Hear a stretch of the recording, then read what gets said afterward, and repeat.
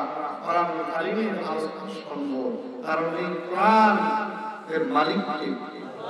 আওয়াজ করে বলেন যুবকদের মধ্যে, কোরআনের মালিক কে? এই কোরআন সেই কিতাব, আকাশ আর জমিনকে যদি এক পাল্লায় রাখা হয়, আল্লাহর কোরআনকে যদি অপর পাল্লায় রাখা হয়, আল্লাহর কোরআনের পাল্লাটাই ভারী হয়ে যাবে। আওয়াজ করে আল্লাহু আকবার। এত মর্যাদা, এত দাম।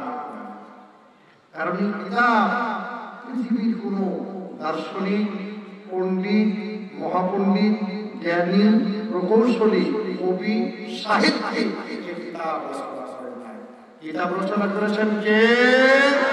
তানজিলুম মির রাব্বিল আলামিন, জগৎ সমূহের প্রতিপালক সে মহান রব্বুল আলামিন। এর মধ্যে কি কোনো সন্দেহ আছে? যালিকাল কিতাব লা রাইবা ফীহি হুদাল লিল মুত্তাকিন। এটা আওয়াজ করে বলুন আল্লাহু আকবার। এটা তো সেই কিতাব যার মধ্যে তিল পরিমাণ সন্দেহের অবকাশ। কোরআন আল্লাহর কিতাব, আল্লাহর পক্ষ থেকে এসেছে, এর মধ্যে কি কোনো সন্দেহ আছে? সূরা আল আনফাল তাফসীর যদি দেখেন, কোরআন আল্লাহর কিতাব তা প্রমাণিত হয়। হযরত ওমর রাদিয়াল্লাহু তাআলা আনহু কখনো ঈমান আনেন নাই, মুসলমান হন নাই। সম্মানিত উপস্থিতি, হযরত ওমর কখনো ঈমান আনেন নাই। হযরত ওমর চান বিশ্বনবীকে যেখানে যাবে সেখানেই কষ্ট দেবে। এটাই হলো হযরত ওমরের ধান্দা, হযরত ওমরের তারগিব। রাত্রির অন্ধকারে হযরত ওমর বিশ্বনবীকে তালাশ করছেন, খুঁজছেন। খুঁজতে খুঁজতে পেয়ে গেলেন আল্লাহর নবীকে মসজিদে হারামের ভিতরে। চিৎকার দিয়ে বলেন সুবহানাল্লাহ। খানায় কাবাতে দাঁড়িয়ে নবীজিকে পেলেন নামাজরত অবস্থায়। হযরত ওমর পাশে যে দাঁড়িয়ে গেলেন আর বিশ্বনবীকে নামাজরত কোরআন তেলাওয়াত করছে। রাতের অন্ধকারে হযরত ওমর গেলেন বিশ্বনবীকে কষ্ট দিতে, যে পেলেন কোথায়? খানায় কাবায়। আমার দেশের মুসলিমদেরকে যদি রাত 10-11টার সময় তালাশ করতে যাওয়া যায়, হয় পাশের আড্ডায়, জোয়ার আড্ডায়, যাত্রার প্যান্ডেলে, ইস্টার জলসা জীবান্নায়। কথা বলেন ঠিক না বেঠিক? বিশ্বনবীকে খুঁজতে গিয়েছে ওমর, পেয়েছে খানায় কাবাতে নামাজ পড়ছে। বিশ্বনবী তেলাওয়াত করছেন জোরে জোরে উচ্চ করে। হযরত ওমর পিছনে দাঁড়িয়ে নবীজির তেলাওয়াত শুনে আশ্চর্য হয়ে যাচ্ছে আর ভাবছে যে মুহাম্মদ এত বড় কবি, এত সুন্দর করে কবিতা আবৃত্তি করতে পারে। এটা মনে মনে ভাবছে, মুখ দিয়ে প্রকাশ করে না। আল্লাহ রাব্বুল আলামিন বিশ্ব নবীকে জানিয়ে দিয়েছেন। ওমর মনে মনে ভাবতেছেন মুহাম্মদ কবি হয়ে গেছে, কবি যদি না হয় এত সুন্দর করে কি করে তেলাওয়াত করে, এত সুন্দর করে কিভাবে কবিতা রচনা করে, এটা মনে মনে ভাবতেছেন হযরত ওমর। আল্লাহর নবী নামাজের মধ্যে হযরত ওমরের মনের প্রশ্নের জবাব সুন্দর করে দিয়ে দিলেন। ওমা হুয়া বিকৌলি শাহিরি কলিলাম মা তুমিনুন। আল্লাহু আকবার। ওমর, এটা কোনো কবির কিতাব নয়, আর কম সংখ্যক মানুষের পরিমাণে থাকে।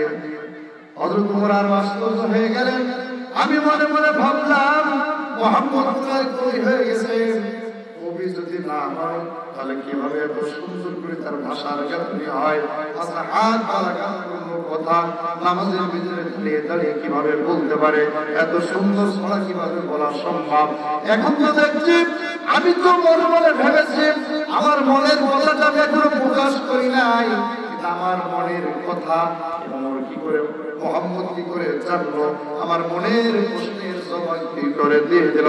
সুতরাং মুহাম্মদ শুধু কবি হয় না, মুহাম্মদ যে তোমার মনের কথা জেনে গিয়েছে, সুতরাং মুহাম্মদ একজন গণক হয়ে গেছে। বলেন নাউজুবিল্লাহ। হযরত ওমর মনে মনে ভাবলেন আল্লাহর নবী মনে হয় গণক হয়ে গেছে। গণক যদি না হয় তাহলে আমার মনের কথা কি করে জানলো দিল। এই কথা যখন ভাবতেছেন আল্লাহর নবী নামাজের মধ্যে হযরত ওমরের মনের প্রশ্নের জবাব আদর দিয়ে দিয়েছেন। আল্লাহ জবাব বললেন ওয়ালা বিকাউলিকা قليلا ما تذكرون الله أكبر ওমর তুমি মনে মনে ভাবতেছো আমি মনে হয় গরম হয়ে গেছি। না, এটা কোনো গরমের কিতাব নয়। আর কম সংখ্যক মানুষ এই কোরআনের উপদেশগুলো গ্রহণ করে থাকে। বলেন সুবহানাল্লাহ। ওমর কোন কর্তব্য বিমূঢ় হয়ে গেছে, মনে মনে ভাবতেছে আমি ভাবলাম সে কবি হয়ে গেছে, আমার মনের কথা ছেড়ে গেল, আমি ভাবলাম সে গরম হয়ে গেছে। গরম যদি না হয় তাহলে আমার মনের কথা কি করে জানবো? অথচ এর জবাব সে নামাজের ভিতরে দিয়ে দিল। এখন আশ্চর্য হয়ে ভাবতেছে তাহলে এই কিতাব কোথায় থেকে আসলো?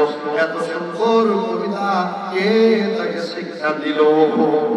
আল্লাহ নবী নামাজের মধ্যে আবার সুন্দর করে জবাব দিয়ে দিলেন তানজিলুম মির রাব্বিল আলামিন। আল্লাহু আকবার। ও তুমি ভাবতেছো তাহলে আমি কিতাব কোথায় থেকে পেলাম, কোথায় থেকে এসেছে? জেনে নাও এই কিতাব কোনো কবি সাহিত্যিক রচনা করে নাই। এই কিতাব এসেছে মহান রব্বুল আলামিনের পক্ষ থেকে। চিৎকার দিয়ে বলেন সুবহানাল্লাহ। আমার ভাই, আমরা সূরা আল-হাক্কার তাফসীর থেকে বুঝতে পারলাম, সূরা আল-হাক্কার থেকে বুঝতে পারলাম যে আল্লাহর কিতাব সরাসরি আল্লাহর পক্ষ থেকে এসেছে। এর মধ্যে জানার পরিমাণ কোনো সন্দেহ নাই। কথা বলুন ঠিক না বেঠিক? শুধু তাই না, হযরত ওমর বলেন আমার ইসলাম গ্রহণ করার সব থেকে ইচ্ছা জেগেছিল যেদিন মিশন হয়েছিল নামাজের মধ্যে আমার মনের প্রশ্নের জবাবগুলো দিয়েছিল, সেই দিন থেকে আমি ইসলামের প্রতি আকৃষ্ট হয়েছিলাম। এটা জোরে বলা যাবে কি সুবহানাল্লাহ? সেই কোরআন মানতে রাজি আছি আমরা? আওয়াজ করে বলেন মানতে রাজি আছি তো? আজকের পৃথিবীতে অনেক মানুষ আছে যারা নিজের কোরআন মানে না, আবার অন্য কেউ মানুষ এটাও বরদাস্ত করতে পারে না। কথা বলেন ঠিক না বেঠিক? আছে না নাই? নিজেরাও মানে না, আবার অন্য কেউ মানুষ এটাও সহ্য করতে পারে না। ঠিক না বেঠিক? হুজুর এটা কেমন? আমি আপনাদেরকে বলতে চাই, পর্দা করা এই হুকুমটা কার? অথচ বাংলাদেশে এমন মানুষ আছে যারা নিজেরা পর্দা করে না, আবার কেউ কেউ এটাও সহ্য করতে পারে না। আছে না নাই? আছে না নাই? অথচ তারা মনে করে আমরা খুব ভালো কাজ করতেছি, ঠিক না?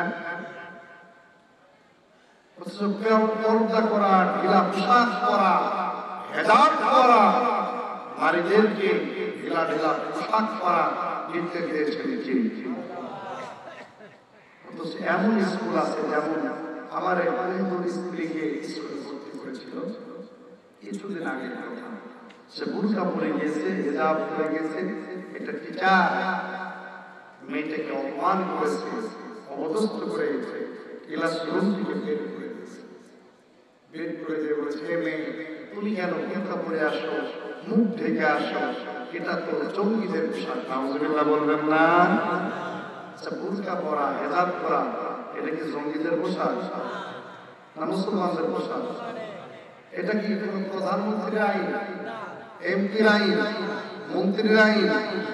আইন দিয়েছেন কে? সে যদি মুসলমান হয়ে থাকে তাহলে তার কি কথা বলার দরকার ছিল, উচিত ছিল?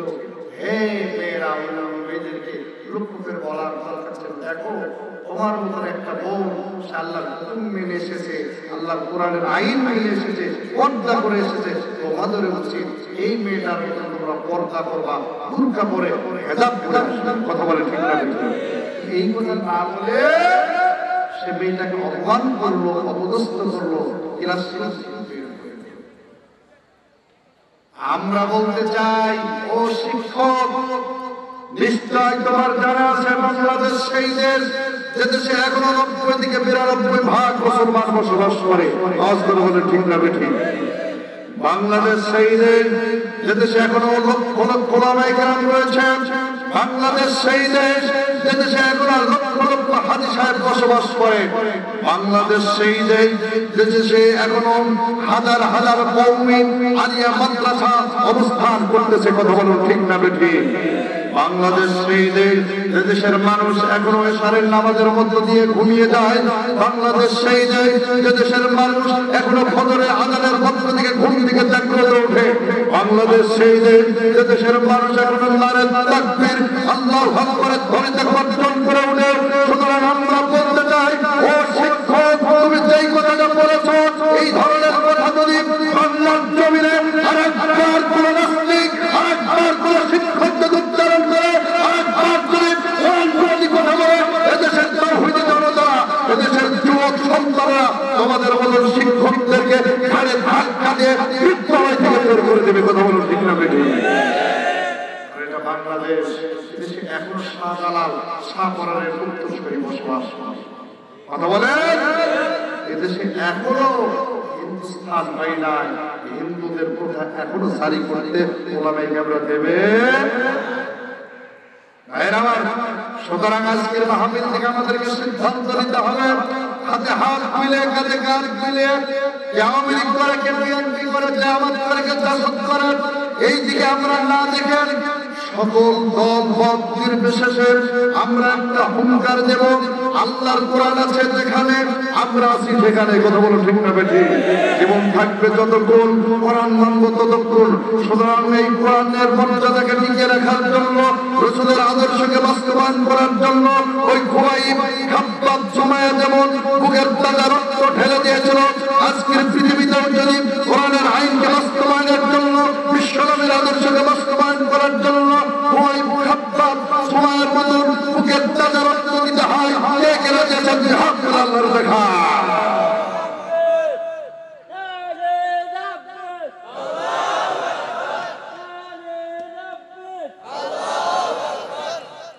আমার ভাইরা, আপনাদের কণ্ঠের আওয়াজে মনে হয় বিড়ালের বাচ্চা। একটা প্রতিবন্ধী মানুষ আল্লাহর ধরিতে মুখরিত করতে চায়, আর আপনারা সুস্থ সবল শরীর থাকার পরে বিড়ালের আওয়াজই হয়।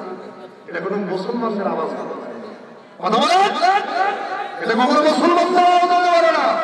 আর মুসলমানরা যদি সিংহের মতন গর্জন করত, আমারও যদি রাজপথে হুঙ্কার দিত, আল্লাহর ওয়াদা আমার মুসলমানদের রাত থেকে শুনে আমার আল্লাহ ফিরিয়ে দিবে। কথা বলুন ঠিক না বেঠিক? আমরা এগুলো পারি না। আমরা কি পারি জানেন? আমরা পারি হলো পেটের মধ্যে হালাল না হারাম ওটা দেখার কায়দা না, পেটের মধ্যে ঢোকা দেওয়া। কথা বলে ঠিক না বেঠিক? কথা বলে ঠিক না বেঠিক?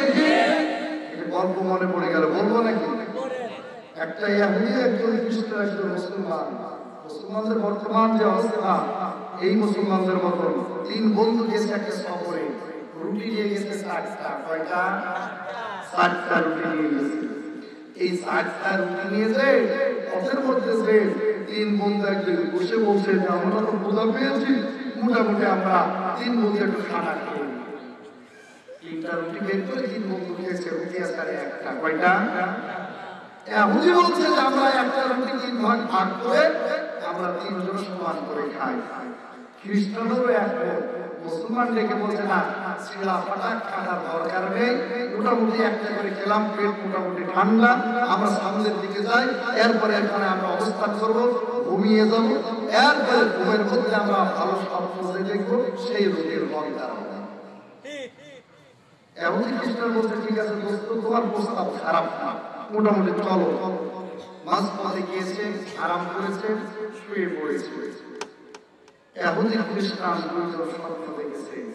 স্বপ্ন দেখে ইহুদিকে বলছেন, খ্রিস্টান ভাই তাড়াতাড়ি করে ওঠো, আমি স্বপ্ন দেখেছি ভালো, সুতরাং এই রুটির হকদার আমি হব। বলে কি তুমি স্বপ্ন দেখেছো? এমন কি বলছেন, আমি স্বপ্নে দেখলাম হলো এই জমিন থেকে উঠতে উঠতে চলে গেলাম প্রথম আসমান, দ্বিতীয় আসমান, তৃতীয় আসমান, চতুর্থ আসমান, এভাবে উঠতে উঠতে চলে গেলাম যে ষষ্ঠ আসমানে আমার সাথে দেখা হয়ে গেল। তাই কুমার মুসা আলাইহিস সালামের সাথে আমাকে কোলের মধ্যে জড়িয়ে ধরলো আর বললো, তুমি আমার উম্মত, এখন জমিনে বেঁচে আছো, সুতরাং দুনিয়ার খেলাফত তোমাকে আমি দিয়ে দিলাম। সুতরাং সবটা আমার খুব ভালো, এই রুটির মালিক হবো আমি, রুটি খাবো আমি।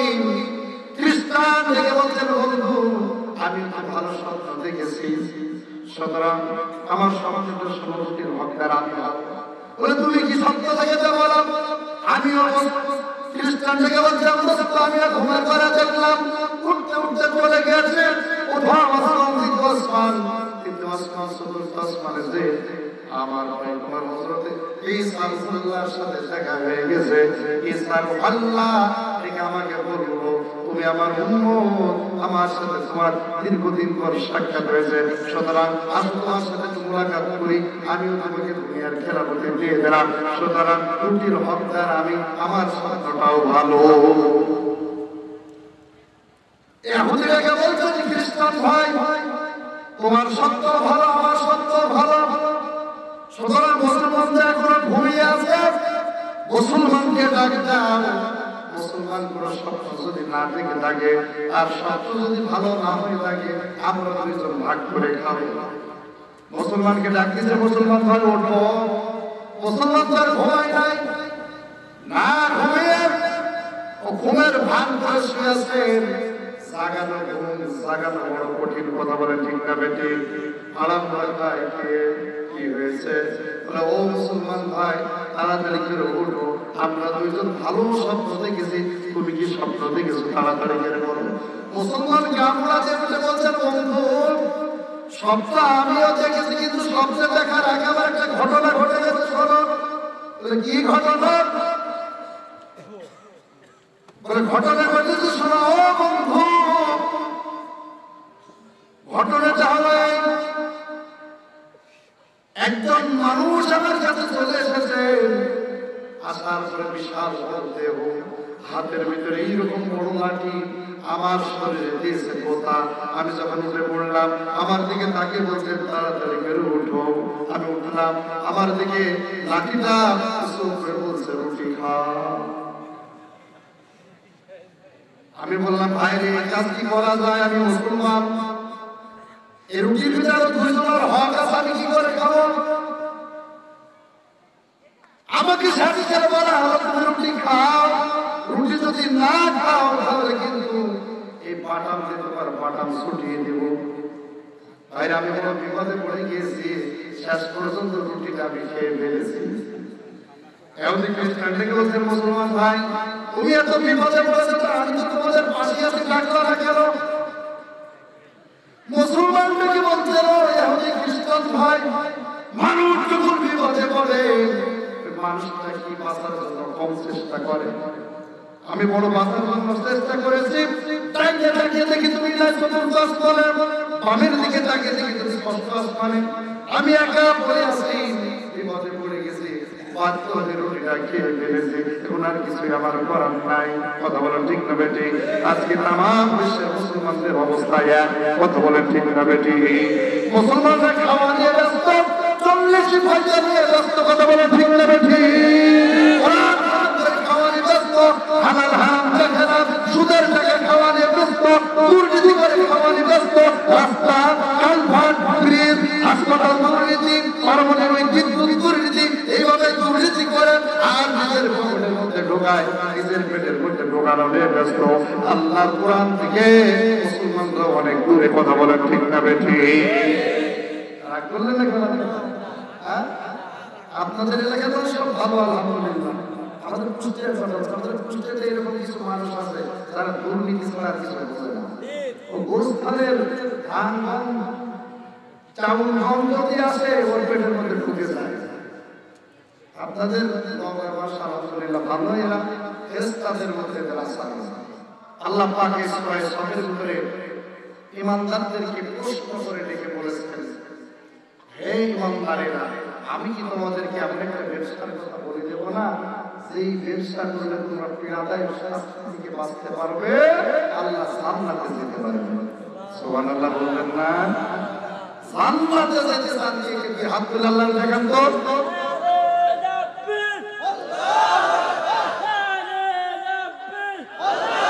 আমরা সকলেই জান্নাতে যেতে চাই, ঠিক না? কিন্তু জান্নাতে আমরা সকলেই যেতে চাই। একটা পাগলকেও যদি বলি তুমি কোথায় যেতে চাও, পাগলও বলবে আমি জান্নাতে যেতে চাই, ঠিক না বেটি? হ্যাঁ, কিন্তু জান্নাতে যাওয়ার জন্য কিছু নীতি শর্ত আল্লাহ দিয়েছে। সেই নীতি শর্তগুলো কি আমরা একটা একটা করে কথা বলবো। শুনতে রাজি আছেন তো? শুনতে রাজি আছেন তো আমার ভাইরা? না চলে যাবে, চলে যাবে না তো? আমি ওই হুজুরের মতো বয়ান করতে চাই না। এক হুজুর নাকি চোখ বন্ধ করে আলোচনা করছে, রাত 4টার সময় চোখ বন্ধ করে মোনাজাত দিয়েছে। মোনাজাতের পরে চোখ খুলে দেখেছে কোথায় একজন, কয়জন? তো হুজুর চিন্তা করলো যাক একটা লোক আল্লাহওয়ালা পাওয়া গেছে। বলছে বাবা আমি বড় আল্লাহওয়ালা, সব মানুষ চলে গেছে, তুমি একা বসে আছো। ও হুজুরের দিকে চোখগুলো বড় বড় করে তাকে হাতা খুঁজে বলছেন হুজুর আমি বড় আল্লাহওয়ালা, আমি হলাম মাইক ওয়ালা, আমার মাইক ধরে না তুমি আগে চলে গেছে। আমি ওই রকম হুজুর না আপনারা সব চলে যাবেন, আমি চোখ বন্ধ করে আলোচনা করবো আর আমার মাইক আলা ভাই আমি থাকবো, আপনাদের কোথাও কিছু হয়ে যাবে আমি তার আগেই দোয়া করবো। যথাসময়ে আমি ইনশাআল্লাহ দোয়া করে দেবো। শুনতে রাজি আছেন তো? তাহলে একটু তেলাওয়াত করে নিয়া বিল্লাহি মিনাশ শাইতানির রাজিম বিসমিল্লাহির রাহমানির রাহিম ইয়া আইয়ুহাল্লাযীনা আমানু হাল আদুল্লুকুম আলা তিজারাতিন তুনজিকুম মিন আযাবিন আলীম। আল্লাহ রাব্বুল আলামিন প্রশ্ন করে বলছেন আমি কি তোমাদেরকে বলে দেব না এমন ব্যবসার কথা, এমন নিয়মের কথা, এমন নীতির কথা, যেই ব্যবসা করলে তোমরা পীড়াদায়ক শাস্তি থেকে বাঁচতে পারবে। সেই ব্যবসাটা কি, সেই নিয়মটা কি, নীতিটা কি আল্লাহ পাক সুন্দর করে সূরা সাফের 11 নম্বর আয়াতে বলছেন তুমিনুনা বিল্লাহি ওয়া রাসূলিহি ওয়া তুজাহিদুনা ফি সাবিলিল্লাহি বিআমওয়ালিকুম ওয়া আনফুসিকুম যালিকুম খায়রুল লাকুম ইন কুনতুম তা'লামুন। আল্লাহু আকবার। আল্লাহ বলছে শোনো আমি সেই নীতি, সেই ব্যবসাটাকে আমি তোমাদেরকে বলে দেব, সেই ব্যবসা করলে তোমরা পীড়াদায়ক শাস্তি থেকে বাঁচতে পারবে, আল্লাহ জান্নাত পাবে যদি তোমরা বুঝে থাকো।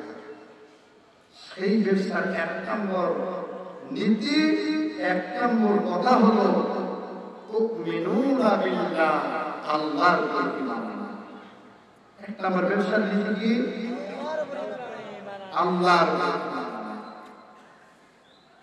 খুব একটা বেশি কথা আল্লাহ বলেন না জান্নাতে যাওয়ার জন্য।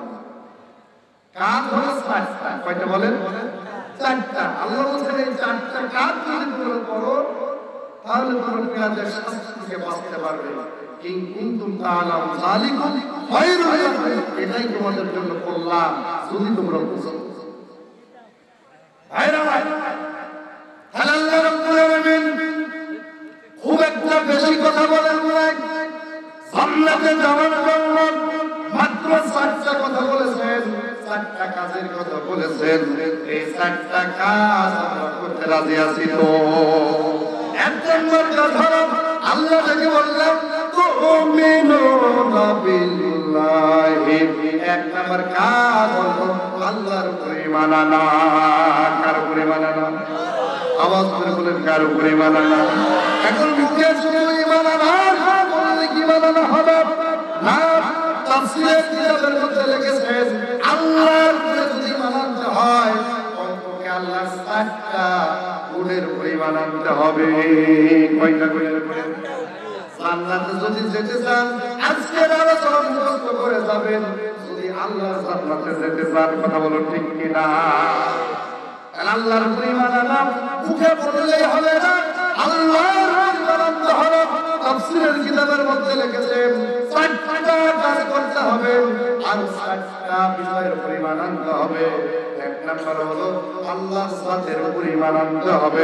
দুই নাম্বার আল্লাহর সিফাতের উপরে ঈমান আনতে হবে।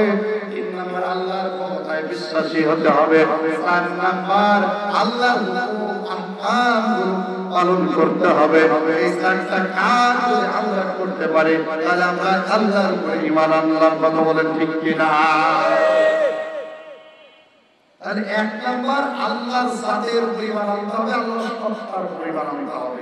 আমি আপনাদের কাছে জিজ্ঞাসা করতে চাই, আল্লাহ একজন আছে না? আওয়াজ করে বলেন।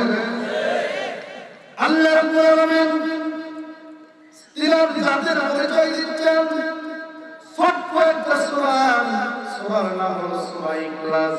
আল্লাহ পাক তার জাতের পরিচয় দিচ্ছেন। পড়ুন সবাই আমার সাথে, আল্লাহু আল্লাহু আহাদ। বলুন না, আল্লাহু আল্লাহু আহাদ, আল্লাহুস সামাদ, লাম ইয়ালিদ ওয়া লাম ইউলাদ ওয়া লাম ইয়াকুন লাহু কুফুয়ান আহাদ। আল্লাহ পাক ছোট্ট একটা সূরার নাম ইখলাস।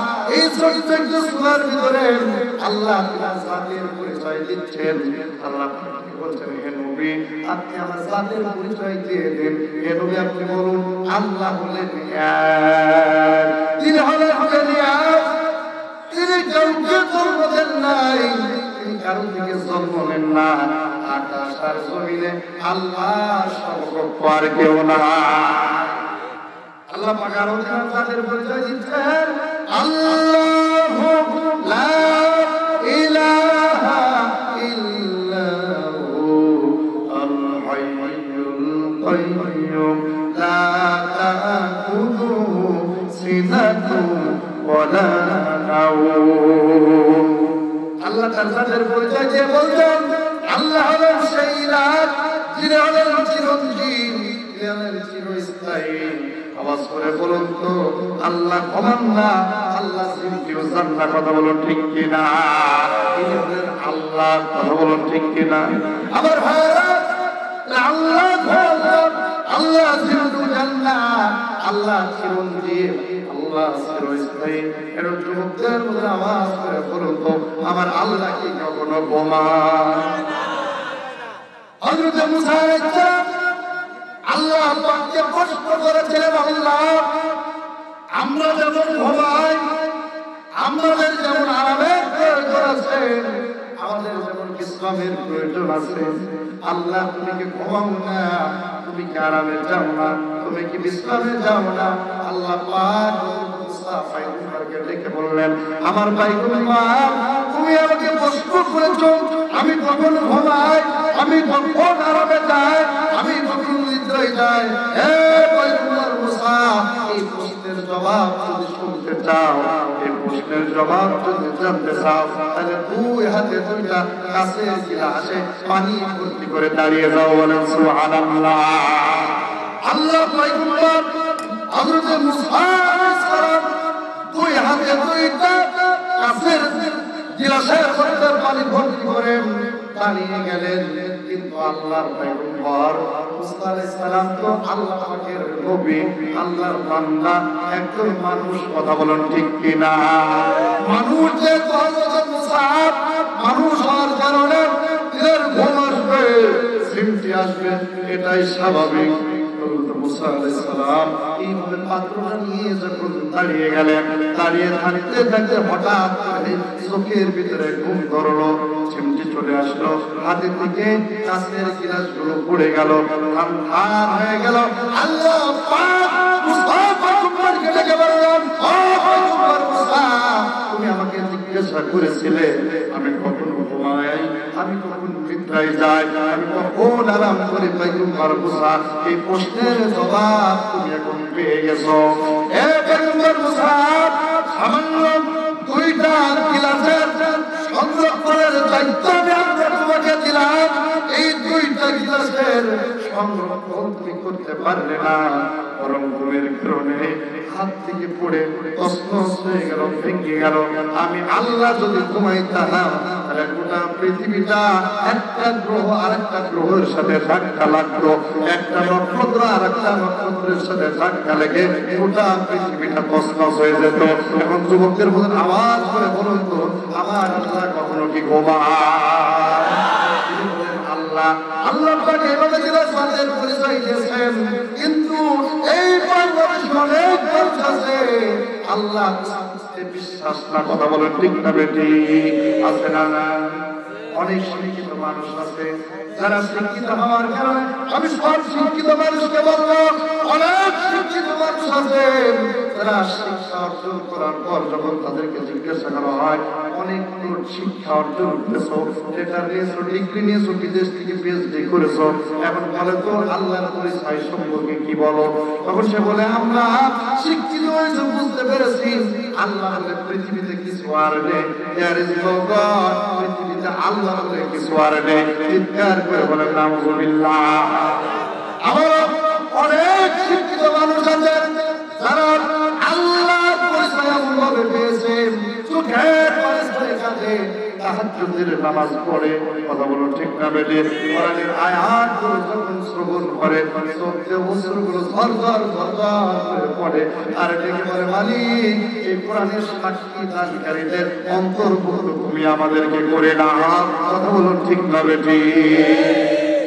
এরকম নাস্তিক আছে না? না, যেই নাস্তিকগুলো আল্লাহ রাসূলের বিশ্বাসী না, যেমন আমার চাচার বুদ্ধিজীবী ডক্টর জাফর ইকবাল কে বললাম, এই জাফর ইকবাল কিছুদিন আগে সে বলেছিল আল্লাহর অস্তিত্ব বলে কিছু নাই, আমি আল্লাহ বিশ্বাস করি না, আল্লাহর জাতের বিশ্বাস করি না, আল্লাহর অস্তিত্বকে বিশ্বাস করি না। চিৎকার দিয়ে বলেন নাউযুবিল্লাহ। কিন্তু আল্লাহ জাত আছে না? আল্লাহ সত্তা আছে না? আমার হক কথাই কথা বলে বলে ইমাম আবু হানিফা রাহমাতুল্লাহ আলাইহি যেমন আজকের পৃথিবীতে যেমন নাস্তিক আছে, নাস্তিকে ভরপুর, আল্লাহ বিশ্বাস করে না, নবী বিশ্বাস করে না, কোরআন বিশ্বাস করে না, পরকাল বিশ্বাস করে না, জান্নাত বিশ্বাস করে না, জাহান্নাম বিশ্বাস করে না, সে জামানায় বহু নাস্তিক ছিল, কথা বলে ঠিক না বেটি? বাচ্চার কাছে এসে বলছে, রে বাচ্চা, আমি তো আল্লাহ বিশ্বাস করি না, আমি তো পরকাল বিশ্বাস করি না, আমি জান্নাত বিশ্বাস করি না, আমি জাহান্নাম বিশ্বাস করি না, তবে কেউ যদি প্রমাণ করতে পারে আল্লাহ একজন আছে, তাহলে আমি ঈমান আনবো, আমি মুসলমান হয়ে যাব। ইমাম আবু হানিফাকে সাধারণ জাহালাম দেব জাহালাম ওয়াহাবে মুওয়াজ্জা হবে। ইমাম আবু হানিফা বললেন, আগামী কাল বিকেল বেলায় তার সাথে রাজপ্রাসাদে আমার আলোচনায় আমি বলবো আল্লাহ আছে, এই প্রমাণ আমি প্রমাণ, এই দলিল প্রমাণ দিয়া আমি প্রমাণিত করবো। বলেন সুবহানাল্লাহ। আমার আসরের সময় হয়ে গেল, কিন্তু নাস্তিক রাজপ্রাসাদে বসে আছে, সন্ধ্যা ঘনিয়ে আসে, ইমামে আবু হানিফা আসে না। সন্ধ্যার পর যখন হয়ে গেল, ইমাম আবু হানিফা চলে আসলেন। নাস্তিক থেকে বলতেন, ও ইমামে আবু হানিফা, তুমি নাকি মুসলমানদের বড় একজন বিজ্ঞ আলেম, অথচ তোমার ওয়াদা ঠিক নেই, তুমি সর্বপ্রথম ওয়াদা খেলাপ করেছো, এখন তুমি কি করে প্রমাণ করবে তোমাদের আল্লাহ আছে? ইমামে আবু হানিফা থেকে বলতেন, আমার কথা আগে শোনো, আমি কেন দেরি করে এসেছি, যথা সময় কেন পৌঁছাতে পারি নাই, ডেকে বলছেন কেন এসেছো একটু বলো। এই জন্য দেরি হয়ে গেছে, আসলে আসরের সময় আসার কথা, এই রাত পর্যন্ত আসতে যে একটা মাঝপথে নদী বাদে, ওই নদী পার না হওয়া পর্যন্ত রাজপ্রাসাদে আসা যায় না। ভাই বলো, আমি যখন নদীর কিনারে আসলাম, নদীর কিনারে এসে দেখলাম একদম নৌকা নেই, পারাপারের কোনো ব্যবস্থা নেই, দাঁড়িয়ে থাকলাম কিভাবে আসবো। হঠাৎ করে একটা গাছ চলে আসলো আমার কাছে। ওই গাছটা আসার পর গাছটা তক্তা হয়ে গেল, তক্তা হয়ে যাওয়ার পর নৌকা হয়ে গেছে। ওই নৌকাটার উপরে যখন আমি উঠলাম, নৌকা মাঝি ছাড়া একাই আমাকে এবারে পার করে দিয়েছে। এরপরে তোমার সামনে আমি হাজির হয়েছি। এখন পাহাড় আলোচনা সবাই বসবো। নাচতে করতে হবে, এত বলছে আবু হানিফা তুমি একটা কাজ, তুমি একটা পাগল, তোমার সাথে আমার কি সংলাপে বলবো। এভাবে আবু হানিফা লিখে বলছেন কেন? বলে তুমি বলতেছ নদীর ঘাটে দাঁড়িয়েছিলে, কোনো পারাপারের ব্যবস্থা ছিল না, একাই এসেছে, একাই হয়ে গেছে, একাই তক্তা হয়েছে, একাই নৌকা হয়ে গেছে, মাঝি ছাড়া তোমাকে পার করে দিয়েছে। এটা কেজা করে গল্প ছাড়া আর কিছু না। কথা বলেন ঠিক না বেটি? এভাবে আবু হানিফা ডেকে বলছে ও নাস্তিক, এবার তাহলে শোনো, তুমি নিজেই বলছো একা একা গাছ আসতে পারে না, গাছ একা একা তক্তা হতে পারে না, তক্তা করার জন্য মেশিন লাগে, তক্তা করার জন্য একজন কর্মচারী লাগে, নৌকা একা একা আসতে পারে না, নৌকা চালানোর জন্য একজন মাঝি লাগে। আরে তোমার কথা এসো, এই যে তামাম পৃথিবীটা আছে, আকাশ আছে, জমিন আছে, তামাম পৃথিবীটা আল্লাহ সুন্দর করে সাজিয়েছে। এই তামাম পৃথিবী একা একা কোনো তৈরি হতে পারে না, বরং এই পৃথিবীটা তৈরি করার জন্য নিশ্চয় একজন খালেক, নিশ্চয় একজন সৃষ্টিকর্তা আছে। চিৎকার দিয়ে বলেন সুবহানাল্লাহ। আল্লাহ আছে না নাই? ইমাম আবু হানিফা প্রমাণ করে দিলেন তোমরা যা দেখো না, বিশ্বাস করো না, সেই কথা বলতেছো। সুতরাং আমি আবু হানিফা প্রমাণ করে দিলাম, একা একা যদি নৌকা না হয়, একা একা যদি তক্তা না করা হয়, একা একা যদি নৌকা না চলে, তাম পৃথিবীটাও একা একা চলে না। অবশ্যই এর একজন পরিচালক আছে, ঠিক না? অনেক মানুষ আছে যারা আল্লাহর সাথে বিশ্বাস, আবার অনেক মানুষ আছে আল্লাহর সাথে সরাসরি শিরক করে। আছে না নাই? আল্লাহর সাজদা দেয় না, মাদারের সাজদা দেয়, আল্লাহর কুদরতি কদমে সাজদা দেয় না, বাবার দরবারে যে সাজদা দেয়, এরকম আছে না না? আবার গান গায় কেউ ফেরে না খালি হাতে, বাবা তোমার দরবারে, বলেন নাউজুবিল্লাহ। আরে বাবার হাতে, বাবার দরবার থেকে কেউ ফেরে না, এই কথাটা বলা শিরক, কথা বলা ঠিক না ঠিক? কিন্তু এই কথা যদি মন্ত্র উল্টা করেন, কেউ ফেরে না খালি হাতে, আল্লাহ তোমার দরবারে, কথা বলা ঠিক না বেড়ে? আমার আল্লাহর দরবার থেকে পৃথিবীর কোনো মানুষ খালি হাতে ফেরে না। সুতরাং আমরা অনেক কাছে আল্লাহর কাছে চাইলাম, আবার দরবারে চাই। আমার কুষ্টিয়া জেলার কথা বলি, কুষ্টিয়া জেলার খেলামারা থানা ঘোড়াসার বলে একটা মাজার আছে। এই ঘোড়াসার মাজারে হাজারো নারীরা যায়, তারা ঘোড়াসার মাজারে যাওয়ার পর ওই মাটিগুলো নেয়, পেটের ভিতরে ডলে, আর বারবার আবার দরবারে যে জিকির করে আর বলে একটা সন্তান তেরে বাবা, একটা সন্তান রে, কামাই খাওয়ার আশা নাই রে, মরে গেলে মাটি দিবে কে? চিৎকার দিয়ে বলেন নাউজুবিল্লাহ। বলেন দেখি, ওই বাবার দরবারে একটা সন্তান দেওয়ার ক্ষমতা রাখে? ছেলেটার মালিক কে? মেয়েটার মালিক কে? সন্তান না দেওয়ার মালিক কে? আল্লাহ যদি দেওয়ার মালিক হয়ে থাকে, মাদারে দেওয়া, মাদারে সাজদা দেওয়া, মাদারের কাছে মন্ত্র মানা, এটা সম্পূর্ণ শিরক, শিরক, শিরক। কথা বলা ঠিক না? আল্লাহ রাব্বুল আলামিন বলেন লা তুশরিক বিল্লাহি সিরকা লাযুলমুন আযীম। আল্লাহ ডেকে বললেন, খবরদার আল্লাহর সাথে কাউকে শিরক করো না, কারণ শিরক হলো জগতের সবচেয়ে বড় অন্ধকার, শিরক হলো সবচেয়ে বড় গুনাহ। কথা বলো ঠিক না বেটি? ভাইরা আমার, পৃথিবীর সব গুনাহ আল্লাহ মাফ করে দেবেন, কিন্তু শিরকের গুনাহ আল্লাহ মাফ করে দিবেন না। ওয়ামাই ইশরিক বিল্লাহি ফাকাদ হারামাল্লাহু আলাইহিল জান্নাহ ওয়া মাওয়াহুন নার। আল্লাহ বলেন যারা শিরক করবে আল্লাহর সাথে, আল্লাহ পাক বলেন তাদের উপরে জান্নাত হারাম হয়ে যাবে আর তাদের স্থান হয়ে যাবে জাহান্নাম। অথচ আজকে শিরক ভরপুর, গোটা দেশে শিরক, অথচ আল্লাহ ছাড়া অন্য কাউকে সিজদা দেওয়া মারাত্মক শিরক। বিশ্ব নবী বলেছেন, লা তুশরিক বিল্লাহ ওয়া ইন হুররিকতা বিল্লাহ, তোমরা আল্লাহর সাথে কাউকে শিরক করো না। যদি তোমাদেরকে হত্যা করা হয়, যদি তোমাকে স্কুলিতে ছোড়ানো হয়, যদি তোমাকে ফাঁসির মঞ্চে দেওয়া হয়, তোমরা আল্লাহর সাথে যারা পরিমাণ শিরক করো না। নবীর এই কথাকে সাহাবারা অক্ষরে অক্ষরে পালন করেছেন।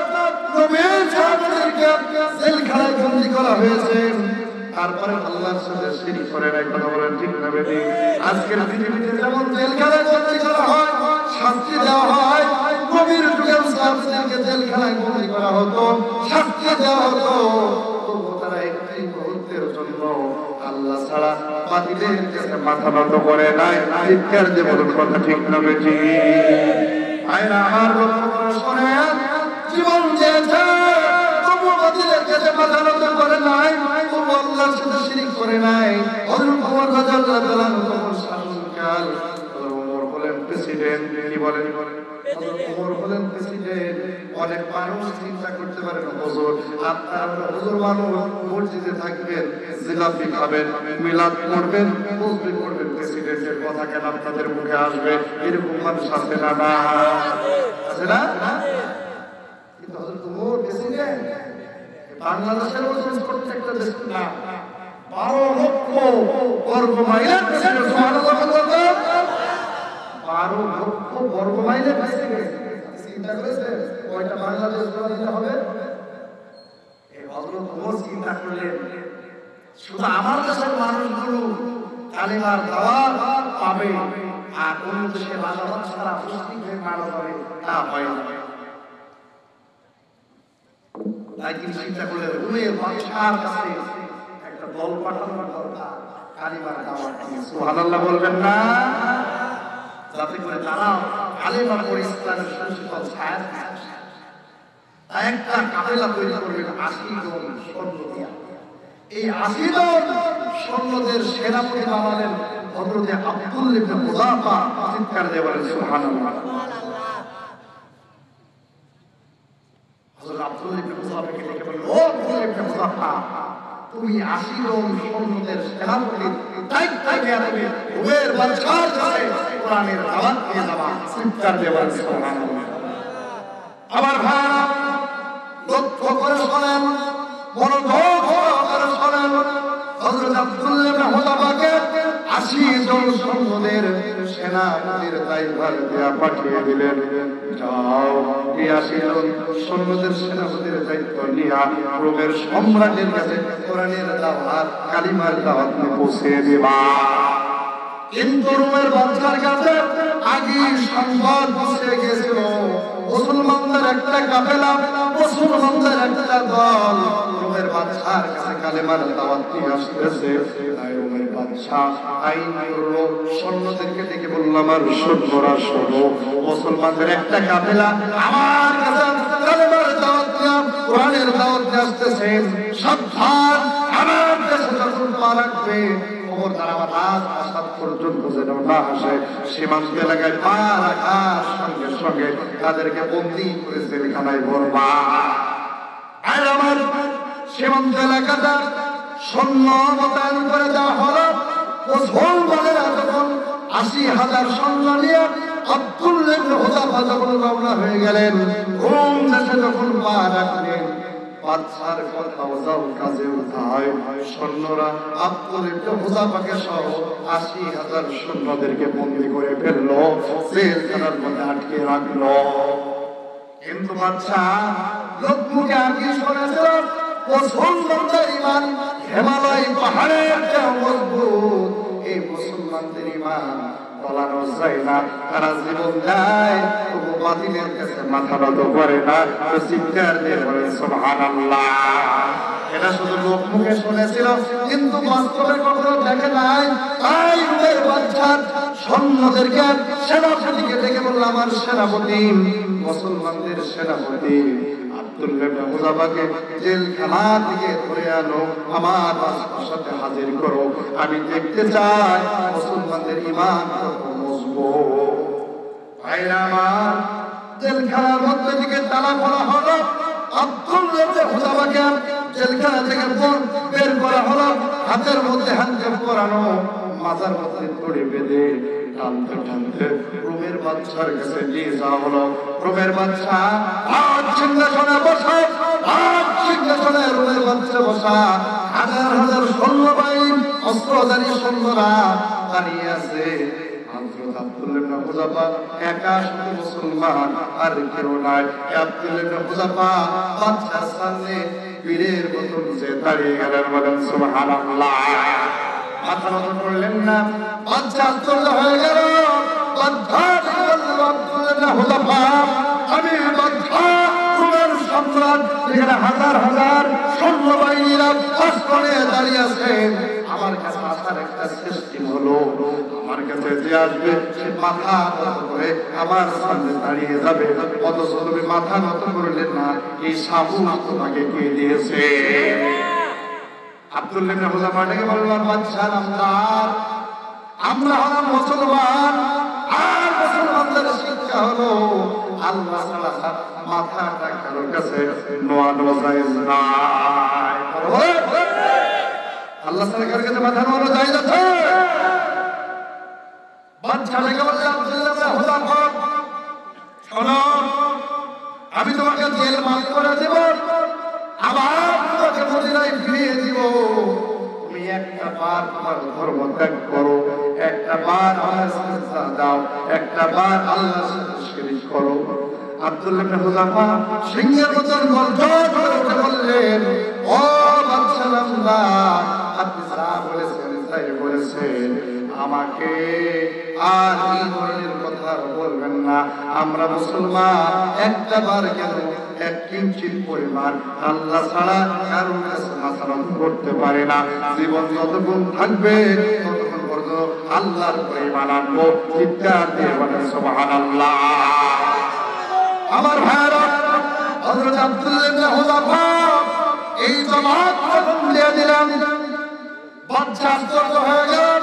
বাদশা দেখালো, দেখে বলছেন, আব্দুল্লাহ ইবনে হুযাফা, শুধু তোমার জেল মাফ করে যাব না, বরং এই যে রোম সাম্রাজ্য দেখতেছ, রোমের অর্ধেক রাজ্যের মালিক তোমাকে বানিয়ে দেব। শুধু তাই না, আমার সুন্দরী মেয়ে আছে, আমার সুন্দরী মেয়ের সাথে তোমাকে বিয়ে দেব, একটা বার তোমার ধর্ম তুমি ত্যাগ করো। আব্দুল্লাহ ইবনে হুযাফা সিংহের মতন গর্জন করে বলছে, আল্লাহর রোম দেশের অর্ধেক গ্রাম তামাম পৃথিবী যদি আপনি রাজত্বের মালিক বানিয়ে দেন, সুন্দরী নারী একটা কেন, হাজার হাজার সুন্দরী নারী যদি দেন, তবু একটা মুহূর্তের জন্য আল্লাহকে আল্লাহ বলা ছাড়বো না। চিৎকার দিয়ে বলেন সুবহানাল্লাহ। আমাদেরকে এত দেয়া লাগবে না, ১,০০০ টাকার কর পরিমাণ যদি দেয়, আর বলে আগামীকাল কোর্টে যে হুজুরের নামে মিথ্যা মামলার সাক্ষী দিতে হবে, বলে হুজুর একটা দেব না, ৩টা সাক্ষী দেওয়ার জন্য তৈরি আছি। এরকম লোক পাওয়া যায় না? না, নড়া এখন বলে আপনাদের নৌকার লোক ভালো, এই এলাকাতে এরকম মিথ্যা সাক্ষী দেয় না। আমাদের কুষ্টিয়াতে এরকম টাকা থেকে মাল বিক্রি করে, কুষ্টিয়ার কথা বলে ১,০০০ টাকা যদি দেয়, বলবে হুজুর আপনার বিরুদ্ধে একটা সাক্ষী না, ৩টা সাক্ষী দেওয়ার জন্য তৈরি আছি, শুধু টাকার ভোটটা আমার আমাদের ভিতরে দেন। এরা মুসলমান, আব্দুল্লাহ ইবনে হুযাফা মুসলমান। ঠিক কিনা? আব্দুল ইবনে হুযাফা লিখে বলছেন, তামাম পৃথিবী যদি আমাকে দেওয়া হয়, আমার পৃথিবীর রাজত্বের মালিক যদি আমাকে বানিয়ে দেওয়া হয়, তবুও আমি আল্লাহ ছাড়া আর কারোর কাছে মাথা নত করতে। আমার ভাই এবার বাদশা আশ্চর্য হয়ে গেল। বাদশা দেখে বলল, আমার সৈন্যরা সুজান গুলো এগিয়ে উঠবে না, আব্দুল ইবনে হুযাফাকে নিয়ে যাও, তার হাত বাঁধো, তার পা বাঁধো, গাছের সাথে লটকে দাও, আমি আব্দুল ইবনে হুযাফাকে আঘাত হানবো, প্রহর করবো, দেখতে চাই প্রহার করে রক্তাক্ত করে দেবো তার শরীরটা, দেখতে চাই কতক্ষণ পর্যন্ত সে ইমানের উপরে অটল থাকে। আমার আব্দুল ইবনে হুযাফা আহারে গাছের সাথে লাগিয়ে দেওয়া হয়েছে, রক্ত ছিড়িয়ে যাচ্ছে, পাটা জমিনে আড়ে চলতেছে। আব্দুল ইবনে হুযাফাকে বাদশা এবার নিজ হাত দিয়ে প্রহার করতেছে। আব্দুল ইবনে হুযাফার দেহ যখন আঘাত লাগে, গোটা শরীর রক্তাক্ত হয়ে গেছে, রক্ত বের হয়ে যায়। আর আব্দুল ইবনে হুযাফাকে জিজ্ঞাসা করেন, আব্দুল ইবনে হুযাফা এখনো সময় আছে, তুমি ইমান ত্যাগ করবে কিনা বলো, নয়তো তোমাকে এইভাবে আমরা জুলুম করবো, নির্যাতন করবো, শাস্তি দিতে থাকবো। আব্দুল ইবনে হুযাফাকে বললেন, ও বাদশাহ, মারতে মারতে যদি মেরেও ফেলেন, আমার জীবন পাখিও যদি বের করে ফেলেন, তবু আমি আল্লাহকে আল্লাহ বলা এক মুহূর্তের জন্য ছাড়বো না। আব্দুল ইবনে হুযাফাকে কাছ থেকে নামানো হলো, জেলখানার মধ্যে বন্দী করা হলো। বাদশা ডেকে বলল, সেনাপতি শোনো, মুসলমানদের যত সৈন্যবাহিনী আছে, এই মুসলমানদের সৈন্যদেরকে খাবার দেবা না, পানি দেবা না, আর খাবার মানে সব বন্ধ করে দাও। যখন পেটে তাদের খাবার থাকবে না, ভাত থাকবে না, পানি থাকবে না, আমি দেখতে চাই কতক্ষণ পর্যন্ত তারা না খেয়ে ইমানের উপর অটল থাকে। খাবার বন্ধ করে দেওয়া হলো, পানি বন্ধ করে দেওয়া হলো। হযরত আব্দুল ইবনে হুযাফা মুসলমানদের ৮০,০০০ সৈন্য নিয়ে জেলখানার মধ্যে অবস্থান করতেছেন। আর এত কষ্ট পাচ্ছেন হযরত আব্দুল ইবনে হুযাফা, পেটটা পিঠের সঙ্গে লেগে গিয়েছে, চোখগুলো গর্তের মধ্যে ঢুকে গিয়েছে, চুলগুলো শক্ত হয়ে গেছে। আব্দুল ইবনে হুযাফা আর উঠতে পারে না, দাঁড়াতে পারে না। এইভাবে প্রায় ৭-৮টা দিন যখন হয়ে গেছে, আব্দুল ইবনে হুযাফা গরম মাটির সাথে নেতিয়ে পড়ে গেছে। মুসলমানরা আর উঠতে পারে না, বসতে পারে না। এই কেমন অবস্থা? বাদশা ডেকে বললো, আমার সৈন্যরা মুসলমানদের জন্য একটা হারাম খাবার নিয়ে যাও, শুকরের গোশত নিয়ে যাও, মদ নিয়ে যাও, তাদের সামনে পরিবেশন করো। আর শুকরের গোশত, এটা মদ, এখন আমরা দেখবো তাদের ঈমান বড় না তাদের খাবার বড়। ভাইরা আমার, জেলখানা তালা খোলা হলো, খাবার নিয়ে জেলখানার মধ্যে যখন ঢুকেছেন, আমার ভাইরা মুসলমানরা তো দীর্ঘদিন না খেয়ে আছে। আরে খাবার থেকে কত আনন্দ, কত করতে, তারা যখন আস্তে আস্তে উঠতে আর পারে না, উঠে যখন বসেছে, খাবার যখন তাদের সামনে দিয়েছে, মুসলমানদেরকে দেখে বলছে, ও মুসলমানেরা শোনো, তোমাদের সামনে যে খাবারগুলো দেওয়া হয়েছে, এই খাবারটা হলো শুকরের গোশত, এগুলো হলো মদ, তোমরা খাবে কিনা বলো। এই কথা বলার সঙ্গে সঙ্গে মুসলমানরা লাফ দিয়ে দাঁড়িয়ে পড়েছে, বলেন সুবহানাল্লাহ। লাফ দিয়ে দাঁড়িয়ে পড়ে আব্দুল ইবনে হুযাফা থেকে বলছেন, ও কাফের বেঈমানেরা শোনো, এই হারাম খাবার আমাদের সামনে নিয়ে এসেছো, তোমরা কি মনে করেছো খাবারের কাছে আমরা ঈমানটা বিক্রি করে দেবো? তা হয় না, তা হয় না। মসজিদ কালেও খাবারের কাছে আমরা ঈমান বিক্রি করতে পারি না। নিয়ে যাও, মুহূর্তের মধ্যে আমাদের সামনে থেকে যদি না নিয়ে যাও, তাহলে আমরা লাঠি মেরে খাবারগুলো ফেলে দেবো, তোমাদের পাত্রগুলো ভেঙে দেবো। আর বাদশা জেলখানার মধ্যে দাঁড়িয়ে আশ্চর্য হয়ে গেল যে মানুষগুলো এক সপ্তাহ খাই না, পেটটা পিঠের সঙ্গে লেগে গেছে, চোখগুলো গর্তের মধ্যে চলে গেছে, যারা সবজি যারা হারিয়ে ফেলেছে, এই মানুষগুলো কি ইমানই চেতনা, ইমানের শক্তি তারা দাঁড়িয়ে গিয়েছে। বাচ্চা এবার বুঝতে পারলো তাদেরকে এভাবে শেষ করা যাবে না, তাই ডেকে বললো, আমার সুন্দরা বিশাল বড় একটা ডেকের ব্যবস্থা করো, ওই ডেকের মধ্যে গরম তেল ঢেলে দাও। ওই তেল যখন টক টক টক বল করে ফুটবে, তখন ওই তেলের মধ্যে একটা একটা করে মুসলমান ফেলে তাদেরকে শেষ করে দিতে হবে। চিৎকার দিয়ে বলেন নাউজুবিল্লাহ। আমার ভাইরা, আব্দুল ইবনে হুযাফা আরেকজন রাসূলের জামাকে জেলখানার মধ্যে গ্রেফতার করা হয়। ডেকের মধ্যে তেল ঢালা হয়েছে, ঝাল দেওয়া হয়েছে। তেল যখন টক টক টক করে ফুটে, আমার ভাইরা, এই তেল যখন টক টক করে ফুটে, গরম তেল যে শরীরে পড়ে, তাহলে কি অবস্থা হবে? বেশি দূরে যাওয়ার দরকার নাই, প্রতিটা বাড়িতে মা বোনেরা আছে, তাদেরকে জিজ্ঞাসা করলে পাওয়া যাবে। কথা বলে ঠিক কিনা? যখন তেলগুলো ফুটতেছে, ঠিক এমন সামনে আল্লাহ রাসূল সাহাবার হাত বেঁধে ফেলা হলো। আরে পা বেঁধে ফেলা হয়েছে, উত্তপ্ত তেলের মধ্যে দেওয়া হলো। এই উত্তপ্ত তেলের মধ্যে মুসলমান মর্দের ভিতরে ফোড়া হয়ে গেছে, হাত গুলো কুচে কুচে পড়েছেন, চোখগুলো বের হয়ে গেছে, মর্দের ভিতরে সব ছেড়ে গেছে। আব্দুল ইবনে হুযাফা এই দৃশ্য দেখে হাওয়া হাওয়া করে কাঁদতেছে, চোখের পানি ছেড়ে দিয়ে কাঁদতেছে। বাচ্চা ডেকে বলছে, ও আব্দুল ইবনে হুযাফা, বুঝতে পেরেছে তুমি আর মরতে চাও না, তুমি এখন বাঁচতে চাও, এই তেলের ভিতরে আর তুমি পড়তে চাও না। আব্দুল ইবনে হুযাফা ডেকে বলছে, বাচ্চারা না না না, এই তেলের মধ্যে পড়ে আমাকে মরতে হবে বলে এই জন্য আমি কাঁদি না, বরং আমার ভাইকে আমার চোখের সামনে তেলের ভিতরে ফেলে দেওয়া হয়েছে। আমার ভাই তেলের ভিতরে ঝাঁপ দিয়ে শহীদ হয়ে গেছে, আল্লাহ জান্নাত পেয়ে গেছে।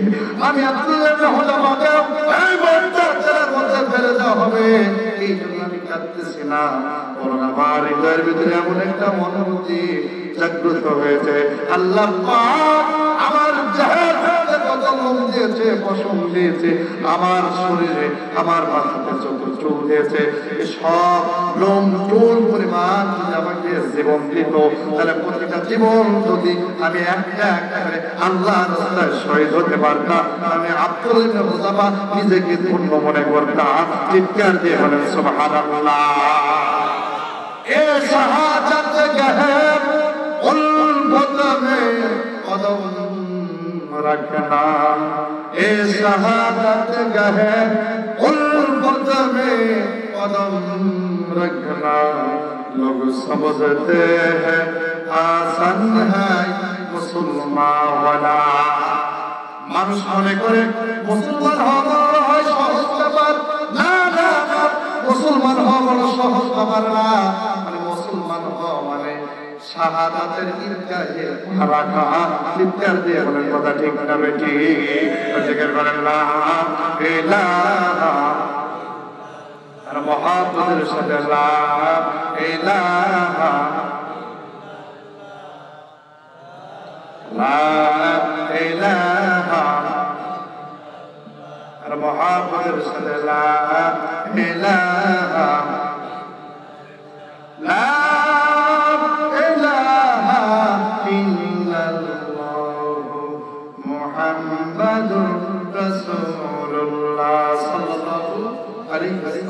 আমার ভাইরা আলোচনা কি সামনে থেকে যাবে? হ্যাঁ, শেষ হয়ে যাবে। কে শুনতে রাখেন? হাত তুলে দেখান তো। লিল্লাহি তাকবীর, লিল্লাহি তাকবীর। আমার ভাইরা, আমরা ইনশাআল্লাহ সূরা ইসরাফিল এই 10-11 নম্বর আয়াতে কারিমা তেলাওয়াত করেছি। এই আয়াতে কারিমা আলোকে শেষ পর্যন্ত আলোচনা করে যাবে ইনশাআল্লাহ।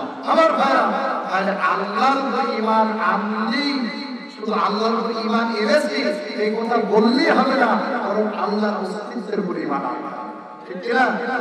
শিরক মুক্ত ঈমান গঠন করতে হবে। 2 নাম্বার আল্লাহর সিফাতের উপর ঈমান আনতে হবে। 3 নাম্বার আল্লাহর ক্ষমতায় বিশ্বাস করতে হবে। আল্লাহর ক্ষমতা আছে না নাই? হ্যাঁ। আর 4 নম্বর হলো আমলে বাস্তবায়ন করতে হবে। কারণ ঈমানের নাম কি? ইকরার বিল লিসান, তাসদীক বিল কলব, আমল বিল আরকান। মুখে স্বীকার করা, অন্তরে বিশ্বাস করা, আমলে পরিণত করা, এর নাম হলো ঈমান। কথা বলে ঠিক না বেঠিক?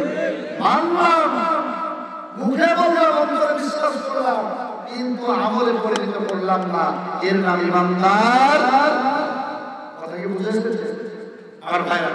আল্লাহর হুকুম মানার দরকার আছে না? নামাজ পড়া কার হুকুম? হ্যাঁ, বেনামাজি আমাদের সমাজে আছে না?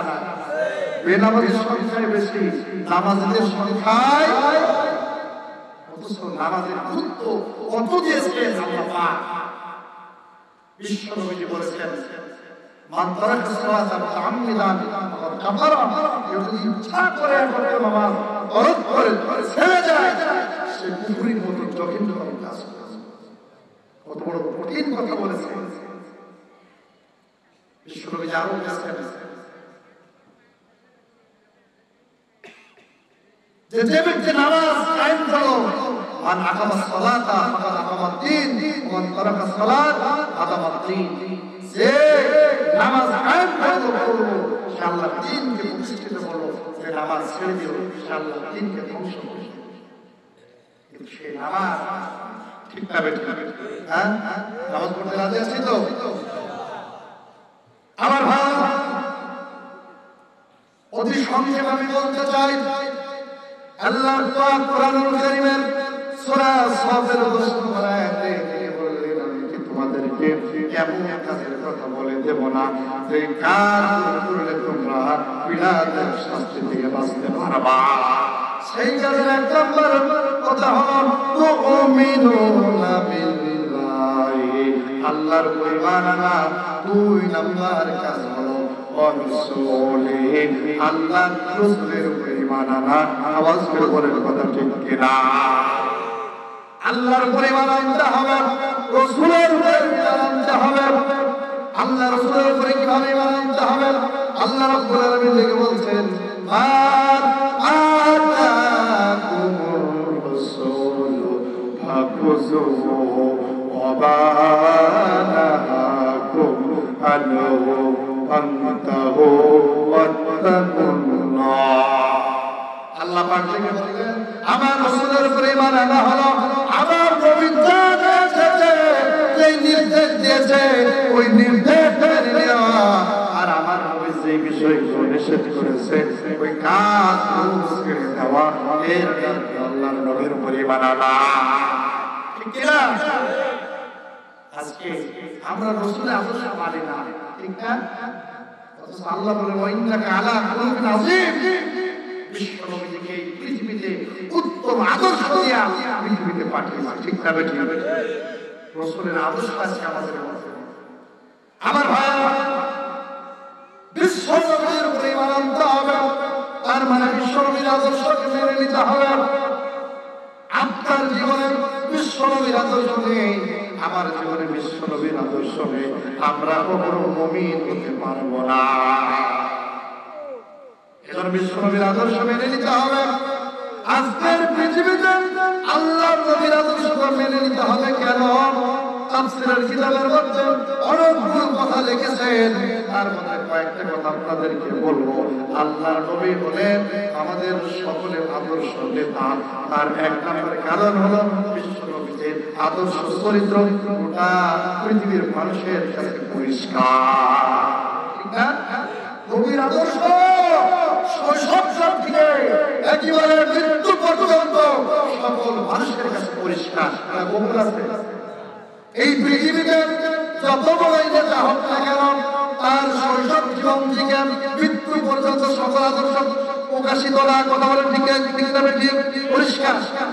হ্যাঁ, পরিষ্কার বিশ্বনবী ছাড়া, আপনার আমার নবী ছাড়া এই পৃথিবীতে আরেকটা মানুষের সব আদর্শ মানুষের কাছে পরিষ্কার। আমার নবী বলেছেন, স্ত্রীদেরকে, আমার স্ত্রীরা সব আমি নবীর দিনের বেলায় যা দেখো তা মানুষের কাছে প্রকাশ করবা। রাতের অন্ধকারে জাত এবং মানুষের কাছে প্রকাশ করবা, কথা বলো ঠিক না বেঠিক? দিনের আলোতেও সাদেক কথা বলবা মানুষের সামনে, রাতের অন্ধকারেও সাদেক কথাই বলবা। মুখে হাতে ধরে তো পৃথিবীতে এমন করে নেতা জন্ম নিয়েছে, সব মানুষের কাছে প্রকাশ করা যাবে? মানুষের সামনে এক আদর্শ, রাতের অন্ধকার অন্য আদর্শ, কথা বলে ঠিক না বেঠিক? মানুষের সামনে কঠিন সুন্দর বক্তব্য, রাতের অন্ধকারে ক্যাসিনোর ব্যবসা করে আছে না? আমার ভাইরা, বিশ্বনবীর আদর্শ সকল মানুষের কাছে সুস্পষ্ট। সুতরাং আল্লাহর আদর্শ ছাড়া আল্লাহ জান্নাতে যাওয়া সম্ভব না। বুখারী লেখার আগে ইমাম বুখারী কিতাবুল মুফতাদের মধ্যে, আদাবুল মুফতাদের মধ্যে একটা হাদিস নিয়ে এসেছে। ওই হাদিসের মধ্যে লিখেছিলেন যে কেউ জীবনে যদি আল্লাহর নবীর আদর্শ না থাকে, সে বিনা হিসাবে আল্লাহর জাহান্নামে সে চলে যাবে। বিনা হিসাবে সে আল্লাহর জাহান্নামে যাবে, তার জীবনে আল্লাহর রাসূলের আদর্শ। কত বড় কথা চিন্তা করেছেন? এই কথাকে কি অস্বীকার করতে পারবে? এই হাদিসকে কি অস্বীকার করতে পারবে? রাত্রি নিজেকে চিন্তা করে দেখেন তো, কার আদর্শের পিছনে দৌড়াচ্ছি, কার আদর্শকে বাস্তবায়ন করার জন্য পিছনে দৌড় দিই? আল্লাহ জানেন তা সম্ভব? নবীজির আদর্শ বাদ দিয়ে পৃথিবীর কোন মানুষের আদর্শ যদি কোনো মানুষ মানে, তাহলে ওই মানুষটা আল্লাহর জান্নাতে যেতে পারবে না। দেখেন, আল্লাহ নবী বসা হযরত ওমর রাদিয়াল্লাহু তাআলা আনহু তাওরাতের একটা পৃষ্ঠা নিয়ে এইভাবে বলতেছেন। আল্লাহ পয়গম্বর থেকে বললেন, ওমর তুমি কি পড়তেছো? আল্লাহর নবীকে ওমর থেকে বলছেন, ইয়া রাসূলুল্লাহ, হাবিবাল্লাহ, আমি তাওরাতের একটা কপি পড়তেছি। আল্লাহ নবী রেগে গেলেন, চোখ বড় বড় হয়ে গেল, চেহারা লাল হয়ে গেছে। হযরত ওমর বলছেন, তুমি তাওরাতের কপি পড়তেছো, তুমি কি জানো আমি নবী এই দিন পৃথিবীতে এসেছি, নবী হওয়ার পরে যদি হযরত মুসা হযরত ঈসা পৃথিবীতে আসতো, আর ঈসা আসার পরে যদি কেউ আমি নবীর আদর্শ বাদ দিয়া তাদের অনুসরণ করত, আমি নবী বলে গেলাম তারা জাহান্নামী। চিন্তা করেছেন? দলিল বদল করতে হযরত মুসা হযরত ঈসা তিনার মতো নবী যদি এই পৃথিবীতে আসে, আল্লাহ নবীর আদর্শকে বাদ দিয়া যদি কোন মানুষ যদি এই হযরত মুসা হযরত ঈসার আদর্শকে গ্রহণ করে, বিশ্বনবী যে বলেছে ওই লোকটা তবুও জাহান্নামী। এখন নিজেকে চিন্তা করে দেখেন তো, আমরা জান্নাতের পথে হাঁটতেছি না জাহান্নামের পথে হাঁটতেছি? চিন্তা করেন, কতগুলো বোঝেন বুঝার বিষয়। অথচ হযরত মুসার কত মর্যাদা আল্লাহর কাছে। আজরাইল আলাইহিস সালাম এসেছে, আজরাইল আলাইহিস সালামকে এক চড় মেরে চোখটাই কাটা করে দিয়েছে। আল্লাহর দরবারে আজরাইল আলাইহিস সালাম হাজির হয়ে গেছে। আল্লাহ পাকের কাছে যে বলছেন, আল্লাহ আমার পয়গম্বর মুসার কাছে গিয়েছিলাম, মুসা এবছর একটা কাপড় দিয়েছে, আমার একটা চোখই কাটা হয়ে গেছে। আল্লাহ ডেকে বললেন, ও আজরাইল, আমার পয়গম্বর মুসা এমনিতেই কাপড় দেয় না, অবশ্যই তুমি অপরাধ করেছো। কত বড় পাওয়ারফুল, চিন্তা করেছেন? বলে কি অপরাধ করেছো? অবশ্যই তুমি অপরাধ করেছো। তুমি কি আমার পয়গম্বর মুসাকে সালাম দিয়েছো? বলে না, আল্লাহ সালাম দিতে বলে না। এই জন্যই তো আমার পয়গম্বর মুসা তোমার সর দিয়েছে, কাপড় দিয়েছে। যাও আমার পয়গম্বর মুসার কাছে যাও, আরেকবার সালাম দাও, দেখবে আমার পয়গম্বর মুসা তোমার সাথে সুন্দর আচরণ করবে। কথা বলো ঠিক কিনা? আমার ভাইরা, এত বড় পাওয়ারফুল নবী হযরত মুসা হযরত ঈসা আল্লাহ তাকে আবার পৃথিবীতে পাঠিয়েছেন। কথা বলে ঠিক না বেটি? সেই নবী কেউ যদি অনুসরণ করে, বিশ্বনবী আসার পরে দেখে বিশ্বনবী বলতে তারপরে সেই লোকটা জাহান্নামী। চিন্তা করেছেন? তাহলে সেই নবীর আদর্শ বাদ দিয়ে আজকে আর পৃথিবীতে কোনো মানুষের আদর্শ কি মানা যাবে? আমার ভাই, আল্লাহ রাসূলের আদর্শ আরো কেন মানব? আল্লাহ রাব্বুল আলামিন সূরা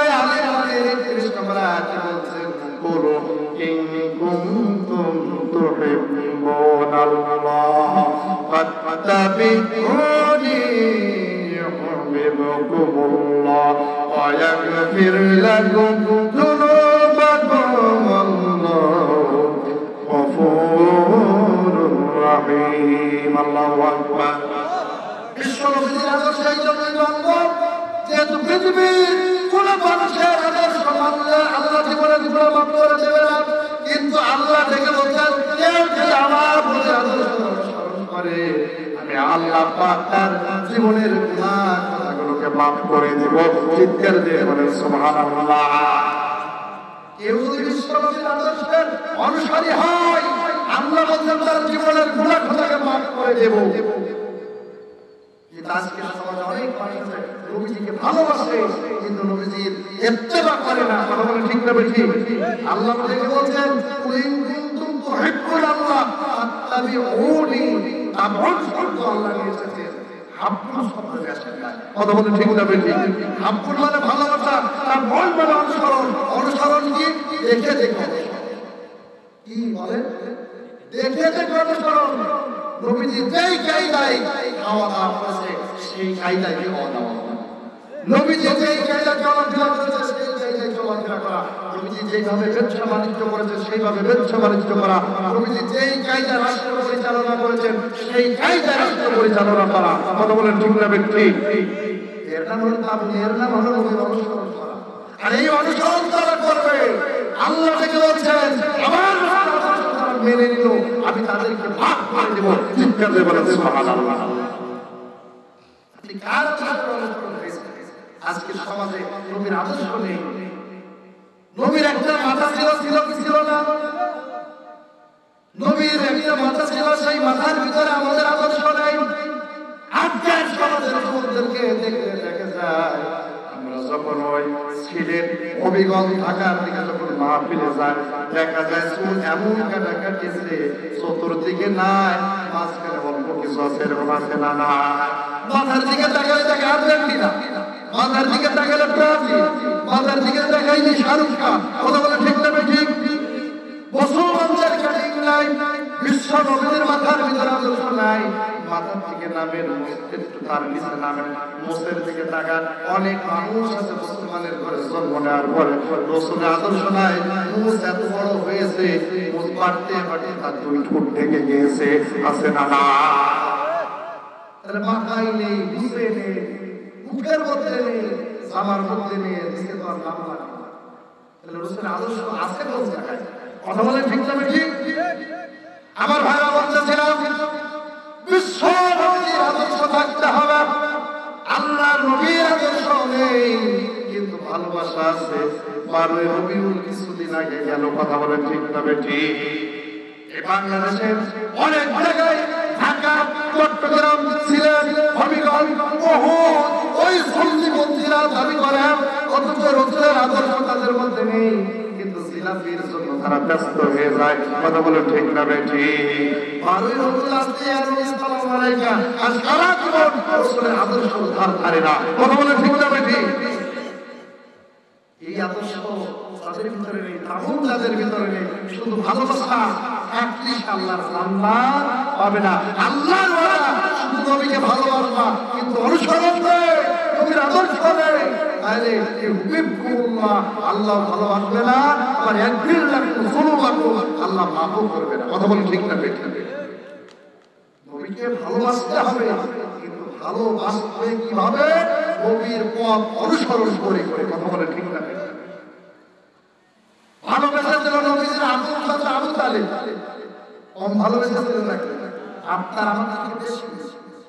এত ভালোবাসা বেসেছিল, কিতাবের মধ্যে লিখেছে আপুর সন্তান আলীর চেয়ে বিশ্ব নবীকে আবু তালেব বেশি ভালোবেসে। চিৎকার দিয়ে বলেন সুবহানাল্লাহ।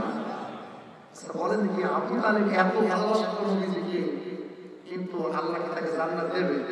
কারণ সে নবীজির তাবউন, নবীজি যেই পথের আদর্শ, যেই পথের পথিক, যেই পথের অনুসরণ করার নির্দেশ দিয়েছে সেই পথ অনুসরণ, কিন্তু ভালোবেসেছিল প্রচুর পরিমাণ, প্রচুর পরিমাণ। কত ভালোবাসা!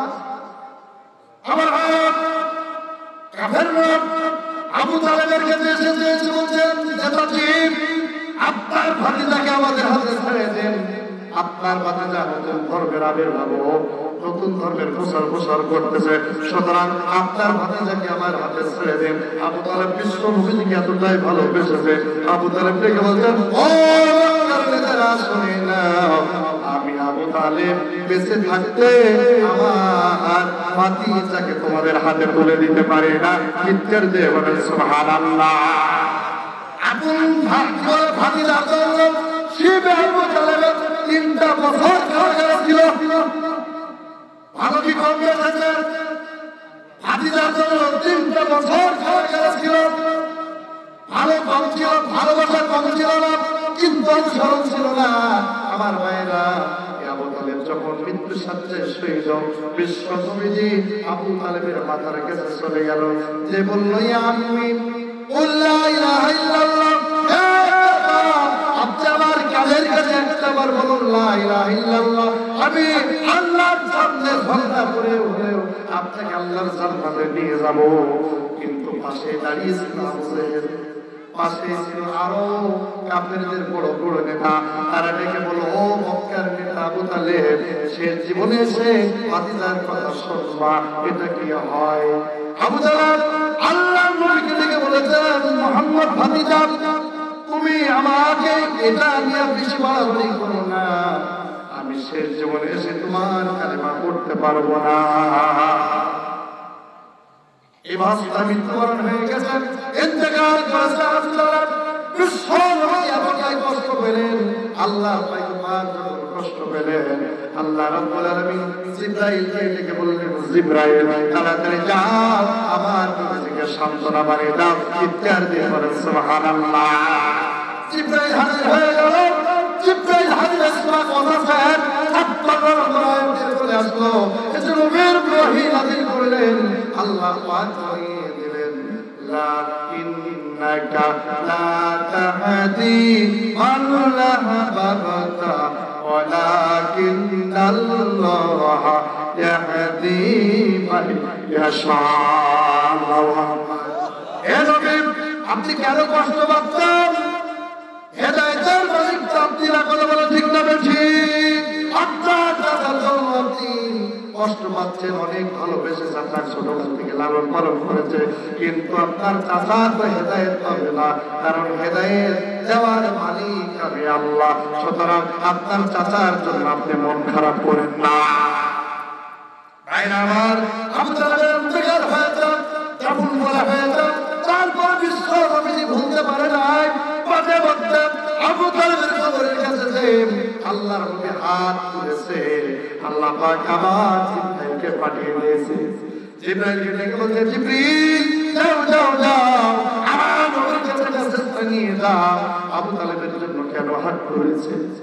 আল্লাহ নবীর কাছে জিবরাইল আলাইহিস সালাম সূরা তাওবার 114 নম্বর আয়াত আবার হাজির হয়ে গেছে। জিবরাইল আলাইহিস সালাম বিশ্ব নবীকে আবার জানিয়ে দিলেন, ওমা কানা লিল নবী ওয়াল লাযিনা আমানু আইয়াসতাগফিরু লিল মুশরিকিন। আল্লাহু আকবার।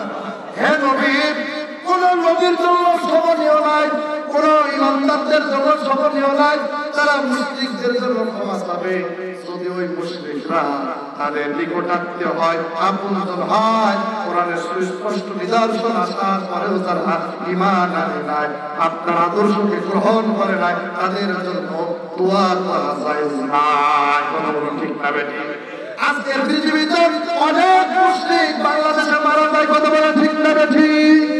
অথচ এই মুশরিকদের জন্য আমাদের মতো হুজুররা দাঁড়িয়ে যায়, আমাদের মতো হুজুররা হাত বলে, কথা বলুন ঠিক না বেঠিক? কিন্তু আল্লাহ দেখে বলেন, কোন নবীর জন্য শোভনীয় নাই, কোন ইমানদারদের জন্য শোভনীয় নাই। মুশরিক মারা গেলে তাদের জন্য ক্ষমা চাবে। বলেন ঠিক কি না? কিন্তু আমরা এই কাজ করে বসে মুশরিকদের জন্য আজকে দোয়া, মুশরিকদের কবরে বসে কোরআন পড়ো। এই আমার লক্ষণীয় বিষয়। আমি বলতেছিলাম আবু তালেব বিশ্ব নবীকে কম ভালোবেসেছিল না, ঠিক কিনা? আবু তালেবের যে ভালোবাসার মানুষ আল্লাহর নবীকে আর কেউ ছিল না, কিন্তু নবীর অনুসারী না হওয়ার কারণে আল্লাহ তাকে ক্ষমা করে না। আজকে অনেক মানুষ আছে, অনেক পল্টনের ময়দানে বক্তব্য দিচ্ছে নারী পুরুষ সমান অধিকার, কথা বলে ঠিক না বেঠিক? রাসূলের আদর্শ ধার ধারে না, কোরআনের ধার ধারে না, কোরআনের আইনের ধার ধারে না। একটা গল্প মনে পড়ে গেল, বলবো না? এক নেতা বিশাল বক্তব্য দিয়েছে ঢাকাতে, মনে করেন বক্তব্য দিয়ে বিবিকে এসে বলছেন, বিবি আগামীকাল থেকে আর তোমার ঘরে থাকা চলবে না, হাতে হাত মিলে কাঁধে কাঁধ মিলে রাস্তায় নেমে আমরা নারী পুরুষ একসাথে কাজ করে দেশকে উন্নতিশীল করব। কিন্তু বউটা ছিল একটু ঠিক না, পরহেজগার। বউ তো মনে মনে ভাবছে, তুমি আল্লাহ আল্লাহ রাসূলের বিরুদ্ধাচরণ করে এসে তুমি আমার কাছে বলো। বউ চালাকি করে রাত্রিবেলা খুব খাওয়ানো খাওয়াইছে, খাওয়ানোর পরে পেটের ভিতরে সমস্যা হয়েছে, খারাপ হয়েছে, ডাক্তারের কাছে। ডাক্তার সাহেব ট্রিটমেন্ট করেছে, কিন্তু ডাক্তার সাহেব বলেছে যেহেতু আপনি আপনার ভালো করে ট্রিটমেন্টের প্রয়োজন, আগামীকাল প্রস্রাব দিয়ে আসবেন। কি নিয়ে আসবেন? প্রস্রাব পরীক্ষা করে তারপর ভালো করে ট্রিটমেন্ট দেবেন। স্ত্রীর কাছে এসে বলছেন, ডাক্তার সাহেব তো পাঠিয়ে দিল, আগামীকাল প্রস্রাব দিয়ে যেতে বলছে, সকালবেলায় রিপোর্টে যা আছে চিকিৎসা। মোটামুটি একটা ঘন্টার ভিতরে তার স্বামী প্রস্রাব করে রেখে দিয়েছে। স্ত্রী চালাকি করে পোশাকটা ফেলে দিয়েছে, নিজের পোশাক পরবে। স্বামী নিয়ে চলে গেছে ডাক্তারখানায়, রিপোর্ট চলে এসেছে। রিপোর্ট থেকে ডাক্তার চিন্তা করছে, জীবন এইরকম রোগী তো আর পায় না, জীবনে এইরকম রোগী আর পায় না। ডাক্তার থেকে বলছে, নার্স কোথায়, তাড়াতাড়ি করে লোকটাকে ভালো করে বসাও, মাথা দেবে, মাথা উঠাও। নেতা বাস্তব হয়ে যাচ্ছেন, নেতা ডাক্তারকে বলছেন, ডাক্তার সাহেব রোগ কি কোনো কঠিন? রোগ কঠিন কি বলতে পারবো না, মাথা সেরে প্রয়োজন। নেতা ডাক্তারকে বলছেন, ডাক্তার সাহেব আপনি অস্থির হচ্ছেন কেন, বিষয়টা বুঝলাম না, আমার রোগ কি কঠিন? বলে রোগ কঠিন কি বুঝিলাম? বলে হ্যাঁ, তোমার এখন 6 মাস। 6 মাস? নেতা আছে, আমার এখন 6 মাস। নেতা আশ্চর্য হয়ে গেছে, কথাটা তো না বলে সোজা বাড়ি এসে বলতে, স্ত্রী গো আমার এখন 6 মাস। ডাক্তার বলেছেন, স্ত্রী বলছে, তোমার কি মাথা খারাপ হয়েছে? তোমার 6 মাস হবে? বলছে, তুমি বলছো 6 মাস হবে, রিপোর্ট যাবো, রিপোর্ট বলছে 6 মাস।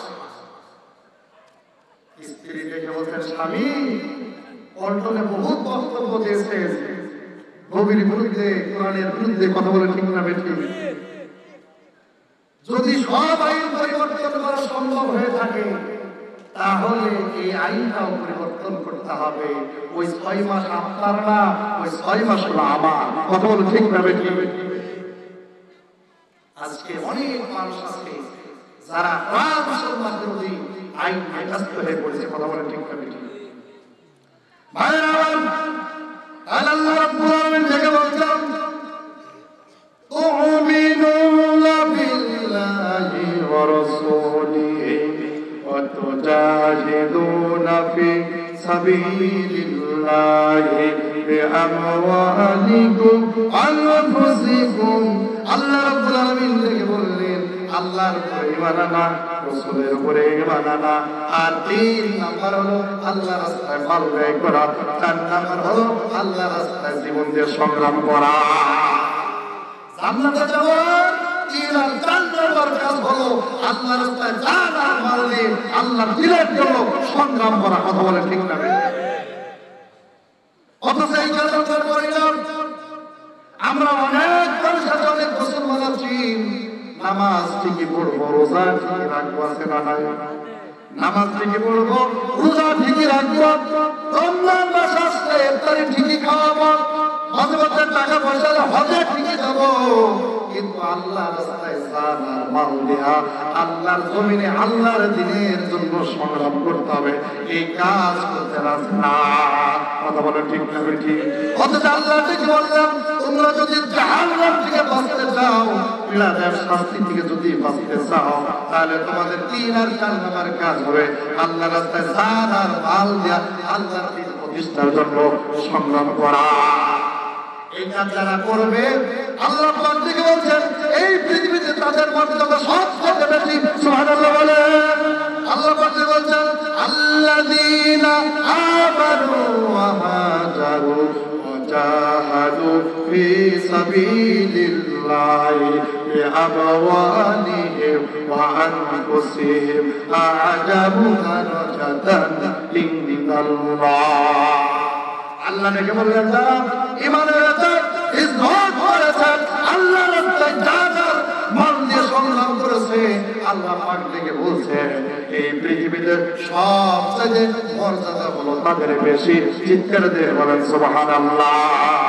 শুধু কি তাই আল্লাহ আরো বললেন শুধু মর্যাদা বেশি করে দেই নাই বরং আমি আল্লাহ তাদেরকে সবচেয়ে বেশি ভালোবাসেন। বলেন সুবহানাল্লাহ। ইন্নাল্লাহা ইউহিব্বুল লাযীনা ইউকাতিলুনা ফি সাবিলিহি সাফফান কাআন্নাহুম বুনয়ানুম মারসুস। আল্লাহু আকবার। আল্লাহ নাকি বললেন যারা আমার রাস্তায় জীবন দেয়, যারা আমার রাস্তায় জান মারতে সংগ্রাম করে, যারা দিনকে আন্দোলন করে আল্লাহ পাক থেকে বলেন আমি পৃথিবীতে ওই বান্দাগুলোকে সবচেয়ে বেশি ভালোবাসি। চিৎকার দিয়ে বলেন সুবহানাল্লাহ। কাজ করতে রাজি আছেন তো? কে কে রাজি আছেন? হাত তুলে আল্লাহরে দেখা। আল্লাহ তুমি কবুল করে নাও। বলেন আমিন। এই কাজ করেছিল সাহাবারা। কথা বলেন ঠিক না ঠিক? রোজা রেখেছিলেন, হজ করেছিলেন, ঠিক কিনা? সব কিছু করেছিলেন। সব কিছু করার পরে আল্লাহর জমিনে আল্লাহর দিন যেন বাস্তবায়িত হয় এই জন্য তারা আল্লাহর জন্য সংগ্রাম করেছিলেন। কথা বলুন ঠিক কিনা? হযরত হুসাইন রাদিয়াল্লাহু তাআলার কথা কে জানে না? এই হুসাইন রাদিয়াল্লাহু তাআলা আল্লাহর দিনের জন্য সংগ্রাম করে আল্লাহর জমিনে শহীদ হয়েছে। কথা বলুন ঠিক কিনা? হুসাইন রাদিয়াল্লাহু তাআলা মিশকাত শরীফের হাদিস, বিশ্বনবীর দরবারে একদিন নবীজির চাচী আসলেন। এই নবীজির চাচী এসে আল্লাহর পয়গম্বরকে ডেকে বললেন নবী গো রাত্রিবেলাতে আমি একটা স্বপ্ন দেখেছি। এই স্বপ্ন কেন দেখলাম? এই স্বপ্নের ব্যাখ্যা কি হবে? নবী আপনি একটু আমাকে বলে দিন। আমার আল্লাহ নবীর চাচী বিশ্ব নবীজি জিজ্ঞাসা করলাম কি স্বপ্ন দেখে তোর চাচিমা? আল্লাহ নবীর চাচী বললেন নবী গো আমি স্বপ্ন দেখলাম যে আমার শরীরে আপনার শরীরে একটা গোশতের টুকরা কেটে আমার হাতে দেওয়া হচ্ছে। এই আমি কঠিন স্বপ্ন দেখলাম আপনার শরীরের গোশতের টুকরা কেটে আমার শরীরে দেওয়া হচ্ছে, আমার শরীরে দেওয়া হচ্ছে। এত ভয়ানক স্বপ্ন কেন দেখলাম? এই স্বপ্ন দেখার কারণ কি একটু আপনি আমাকে বলবো। বিশ্বনবীজি স্বপ্নের ব্যাখ্যা করলেন। বললেন চাচী তুমি স্বপ্ন দেখেছো আমার শরীরের গোশতের একটা টুকরা তোমার হাতে দেওয়া হচ্ছে, তার মানে হলো আমার পরিচয়ের টুকরা ফাতেমা। এই ফাতেমার গর্ভে আল্লাহ পাক একটা সন্তান দেবে। ওই সন্তানটা যখন জন্ম হবে, জন্মগ্রহণের পর তোমার কোলে ওই আমার ফাতেমার কলিজার টুকরা যখন হুসাইন পৃথিবীতে আসবে, ওই হুসাইনকে তোমার করে দেওয়া হবে। এই জন্য আল্লাহ পাক স্বপ্ন দেখাইছে আমার শরীরে একটা গোশতের টুকরা তোমার হাতে দেওয়া হচ্ছে। আমার স্বপ্নের ব্যাখ্যা কাজও তাই। কিছুদিন পর থেকে গেল হযরত হুসাইন পৃথিবীতে আসলেন। বলেন সুবহানাল্লাহ। হযরত হুসাইন রাদিয়াল্লাহু তাআলা যখন পৃথিবীতে আসলেন, পৃথিবীতে আসার পর আল্লাহর নবীর চাচীকে দেওয়া হলো লালন পালনের দায়ভার, তাকে দেওয়া হলো। হযরত হুসাইনকে লালন পালন করার দায়ভার নিলেন, আদর করেন, যত্ন করেন। আল্লাহর নবীর চাচী একদিন হঠাৎ তিনি মনে করলেন আমি হুসাইনকে করে নিই, আমি হুসাইনকে লালন পালন করি, বিশ্ব নবীর যের কাছে নিয়ে যায়, এটা আল্লাহর পয়গম্বরের কাছে তার নাতি হুসাইনকে দিই, যাতে বিশ্ব নবী যে হুসাইনকে একটু আদর করে। আল্লাহর পয়গম্বর বসা ঠিক এমন সময় হযরত হুসাইন রাদিয়াল্লাহু তাআলা আনহুকে করে নিয়ে নবীজির চাচি কোলের মধ্যে করে নিয়ে আল্লাহর নবীকে যখন দেওয়া হলো, নবীজি হযরত হুসাইনকে কোলের মধ্যে নিলেন, কোলের মধ্যে দিয়া চোখের পানি বেয়ে বেয়ে পড়ে তালি মোবারক ভিজে যাচ্ছে। চাচি জিজ্ঞাসা করলেন, ইয়া রাসূলুল্লাহ, হাবিবাল্লাহ গো, পৃথিবীতে এমন কোন মানুষ তো দেখি নাই নাতিকে কাছে পেয়ে কোলে পেয়ে কষ্ট পায়, কাঁদে, ব্যথায় ব্যথিত হয়। ওগো নবী, আপনি কি হুসাইনের প্রতি নারাজ? আপনি কি হুসাইনকে পেয়ে খুশি না? কেন কাঁদেন? কেন আপনার মনে এত কষ্ট? আপনি কি খুশি হতে পারেন না হুসাইনকে নিয়ে? আল্লাহ নবী বললেন, চাচি গো, আমার হুসাইনকে কোলে নিয়ে আমি কেন কাঁদি জানো? আল্লাহ নবী কিছু বলছেন না। বিশ্ব নবীজি বললেন, দেখো, যে হুসাইন আজকে ছোট্ট বাচ্চা, মাসুম বাচ্চা আমার করে দিয়েছো, এই হুসাইন একদিন বড় হবে। এই হুসাইন যখন বড় হবে ইয়াজিদ ক্ষমতায় বসবে, ইসলাম বিদ্বেষী কর্মকাণ্ডের সাথে ইয়াজিদ যুক্ত হবে, কিন্তু হুসাইনকে বাধ্য করবে ইয়াজিদের বশ্যতা স্বীকার করার জন্য। কিন্তু হুসাইন কখনো তার বশ্যতা স্বীকার করবে না। দেখা যাবে আমার হুসাইনকে আর নির্মমভাবে শহীদ করবে। আল্লাহ নবীর চাচি বুকে কেঁদে উঠলেন, কেঁদে বললেন, ইয়া রাসূলুল্লাহ, হাবিবাল্লাহ, আমার মাতা পিতা মার হয়ে কুরবান হন। যেই কথা বললেন এই কথা তো বিশ্বাসযোগ্য না। আপনার হুসাইনকে জবাই করা তো দূরের কথা, আপনার নাতি হুসাইনের পায়ের মধ্যে একটা কাঁটা ফুটবে এমন কাউকে কেউ করতে পারে না, যার ভিতরে আল্লাহর নবীর সামান্য পরিমাণ দরদ আছে। কথা বলো ঠিক কিনা? বিশ্ব নবীজি বললেন, চাচি গো, তুমি কি বিশ্বাস করো না? না, আমার বিশ্বাস হয় না। বিশ্ব নবীজি বললেন, তাহলে দেখো, পকেটের মধ্যে হাত ভরে দিলেন, পকেটের মধ্যে থেকে হাত ভরে দিয়া লাল রঙের মাটি বিশ্ব নবীজির সাথের সামনে দিলেন, যে বললেন, চাচি গো, এই যে দেখেন লাল রঙের মাটি, আমার হুসাইন যেখানে শহীদ হবে সেই মাটি জিবরাইল আলাইহিস সালাম কি আমার কাছে নিয়ে এসে দিল। সুতরাং আমার হুসাইন যখন বড় হবে নির্মমভাবে তাকে শহীদ করা হবে। আমার বাস্তবে তাই হলো। হুসাইন যখন বড় হলো, ইয়াজিদ ক্ষমতা বসলো, ইয়াজিদ আইন করলো, কোরআন হাদিসের আইন জারি করলো, ইয়াজিদের কাছে মর্যাদা স্বীকার করলো না। হুসাইন বললেন, না, জীবন দেব, বাতিলের কাছে মাথা নত করবো না, জীবন দেব, তবু ইয়াজিদের কাছে মাথা নত করবো না, কোরআন সুন্নাহ বিরোধী একটা আইনও মেনে নেব না। চিৎকার দিয়ে বলেন সুবহানাল্লাহ। ভাইরা আমার, একদল নাই, দুই দল নাই, হযরত হুসাইন কুফার দিকে রওনা হয়ে গেল। কুফাতে যে চালু করলেন, খাবার দাবার যা কিছু ছিল, আমার ভাইরা, লম্বা চড়া কথা বলবো না, শুধু বোঝানোর জন্য বলবো হযরত হুসাইনের কথাটা। আবু গার কিছুদিনের খাবার দাবার ঘুরে গেলেন, বিবি সাহাবা বুকের দুধ পর্যন্ত শুকিয়ে গেল। আলী আসগার 6 মাসের শিশু, আলী আসগার আর পায় না। হুসাইনকে ডেকে বলল, বিবি সাহেব, ও স্বামী, স্বামী গো, আমার কলেজের টুকরা আলী আসগার আর দুধ খেতে পায় না, আমার আলী আসগারকে একটু পানি পান করানো যায় না। হুসাইন ডেকে বলছেন, বিবি গো, ওই আলীদের সন্তান আমাদের চতুর্দিক দিয়ে ঘিরে রেখেছে, আমাদের সারবানাকে। হযরত হুসাইন ডেকে বলছেন, বিবি গো, ইয়াজিদের সৈন্যরা চতুর্দিক দিয়ে ঘিরে রেখেছেন, সুতরাং পানি পান করতে দেবে না, নাজলা নদীর তীরে যেতে দেবে না। বিবি সাহায্য ডেকে বলছেন, স্বামী গো, নিজের জন্য চাইবেন না, ইয়াজিদের সৈন্যদেরকে বলেন যে তার সন্তানের জন্য সামান্য একটু পানি নেবে। আমার ভাই, হযরত হুসাইন সন্তানকে কোলের মধ্যে নিলেন, ঘোড়ার পিঠে চললেন, চলে গেলেন পানি আসার জন্য। কিন্তু ইয়াজিদের সুন্দরতা বরদাস্ত করতে পারলো না।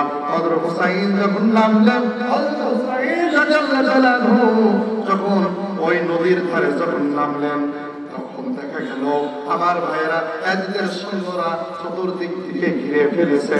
ইয়াজিদের সৈন্যদেরকে ডেকে বলল, ইয়াজিদের সৈন্যরা সামান্য একটু পানি দেব, আমি হুসাইন পানি পান করবো না, আমার কলিজার টুকরা আমি আজকের একটু পান করবে, তোমরা একটু আমাকে সুযোগ করে দাও, আমার কলিজার টুকরা আলী আজকের একটু পানি পান করাবো।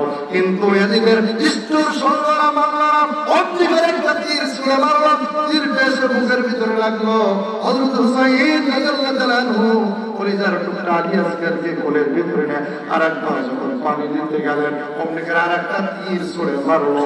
ওই তীরটা এসে হযরত আলী আসগরের নলির ভিতরে লেগে গেল, রক্ত বের হয়ে গেল। হযরত হুসাইন ওই মাছের শিশুকে চাদর দিয়ে ধরলেন, রক্ত মাখা শিশুকে আল্লাহর দিকে আসমানের দিকে তুলে ধরলেন। তারপরে আল্লাহ তোমার দিনের জন্য, ইসলামের জন্য, আল্লাহ আমার কলিজার টুকরা আলী আসগর একটু পানি পান করতে পারলো না, আল্লাহ আমার আলী আসগরকে দুনিয়া থেকে তার নির্মম ভাবে শহীদ করে দিল। মালিক আমার সন্তানকে তুমি ইসলামের জন্য কবুল করে নাও, বলেন আল্লাহু আকবার। আমার হযরত হুসাইন কলিজার টুকরা আসগরকে কোলের মধ্যে নিয়ে আবার উটের পিঠে ঘোড়ার পিঠে রওনা হয়ে গেলেন। আমুর মধ্যে যখন ঢুকলেন, বিবি সারওয়ার থেকে বলছেন, স্বামী গো, আমার সন্তান আলী আসগরকে পানি পান করেছে। হযরত হুসাইন হাওয়া করে কেঁদে বলছেন, স্ত্রী সারওয়ার আমার কলিজার টুকরা আলী আসগর জনকার পানি পান করেছে।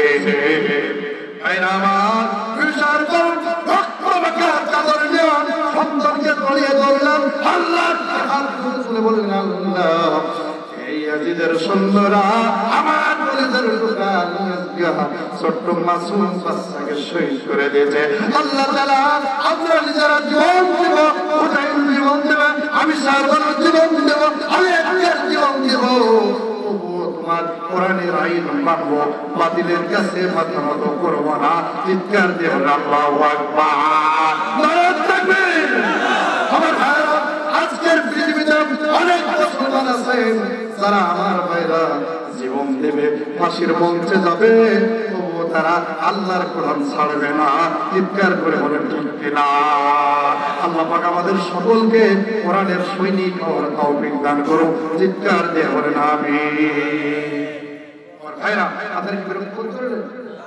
সম্মানিত উপস্থিতি, আজকের আলোচনা ছিল সূরা ইসরাফিল 10-11 নম্বর আয়াতে কারিমা। আয়াতে কারিমার অর্থ হলো, আল্লাহ ডেকে বলছেন, আমি তোমাদেরকে এমন ব্যবসার কথা বলে দেব না যে ব্যবসা করলে তোমরা বিরাজের শাস্তি থেকে বাঁচতে পারবে। সে ব্যবসার নিয়ম হলো আল্লাহর উপরে ঈমান আনা, রাসূলের উপরে ঈমান আনা, আল্লাহর রাস্তায় জান আর মাল দিয়া আল্লাহর জমিনে আল্লাহর দ্বীনের জন্য সংগ্রাম করা। কথা বলো ঠিক না ঠিক? আল্লাহ পাক আমাদের সকলকে বোঝার আমল করার তৌফিক দান করুন। নামাজ করে বলেন আমিন। ওয়া আখিরু দাওয়ানা আলহামদুলিল্লাহি রাব্বিল আলামিন।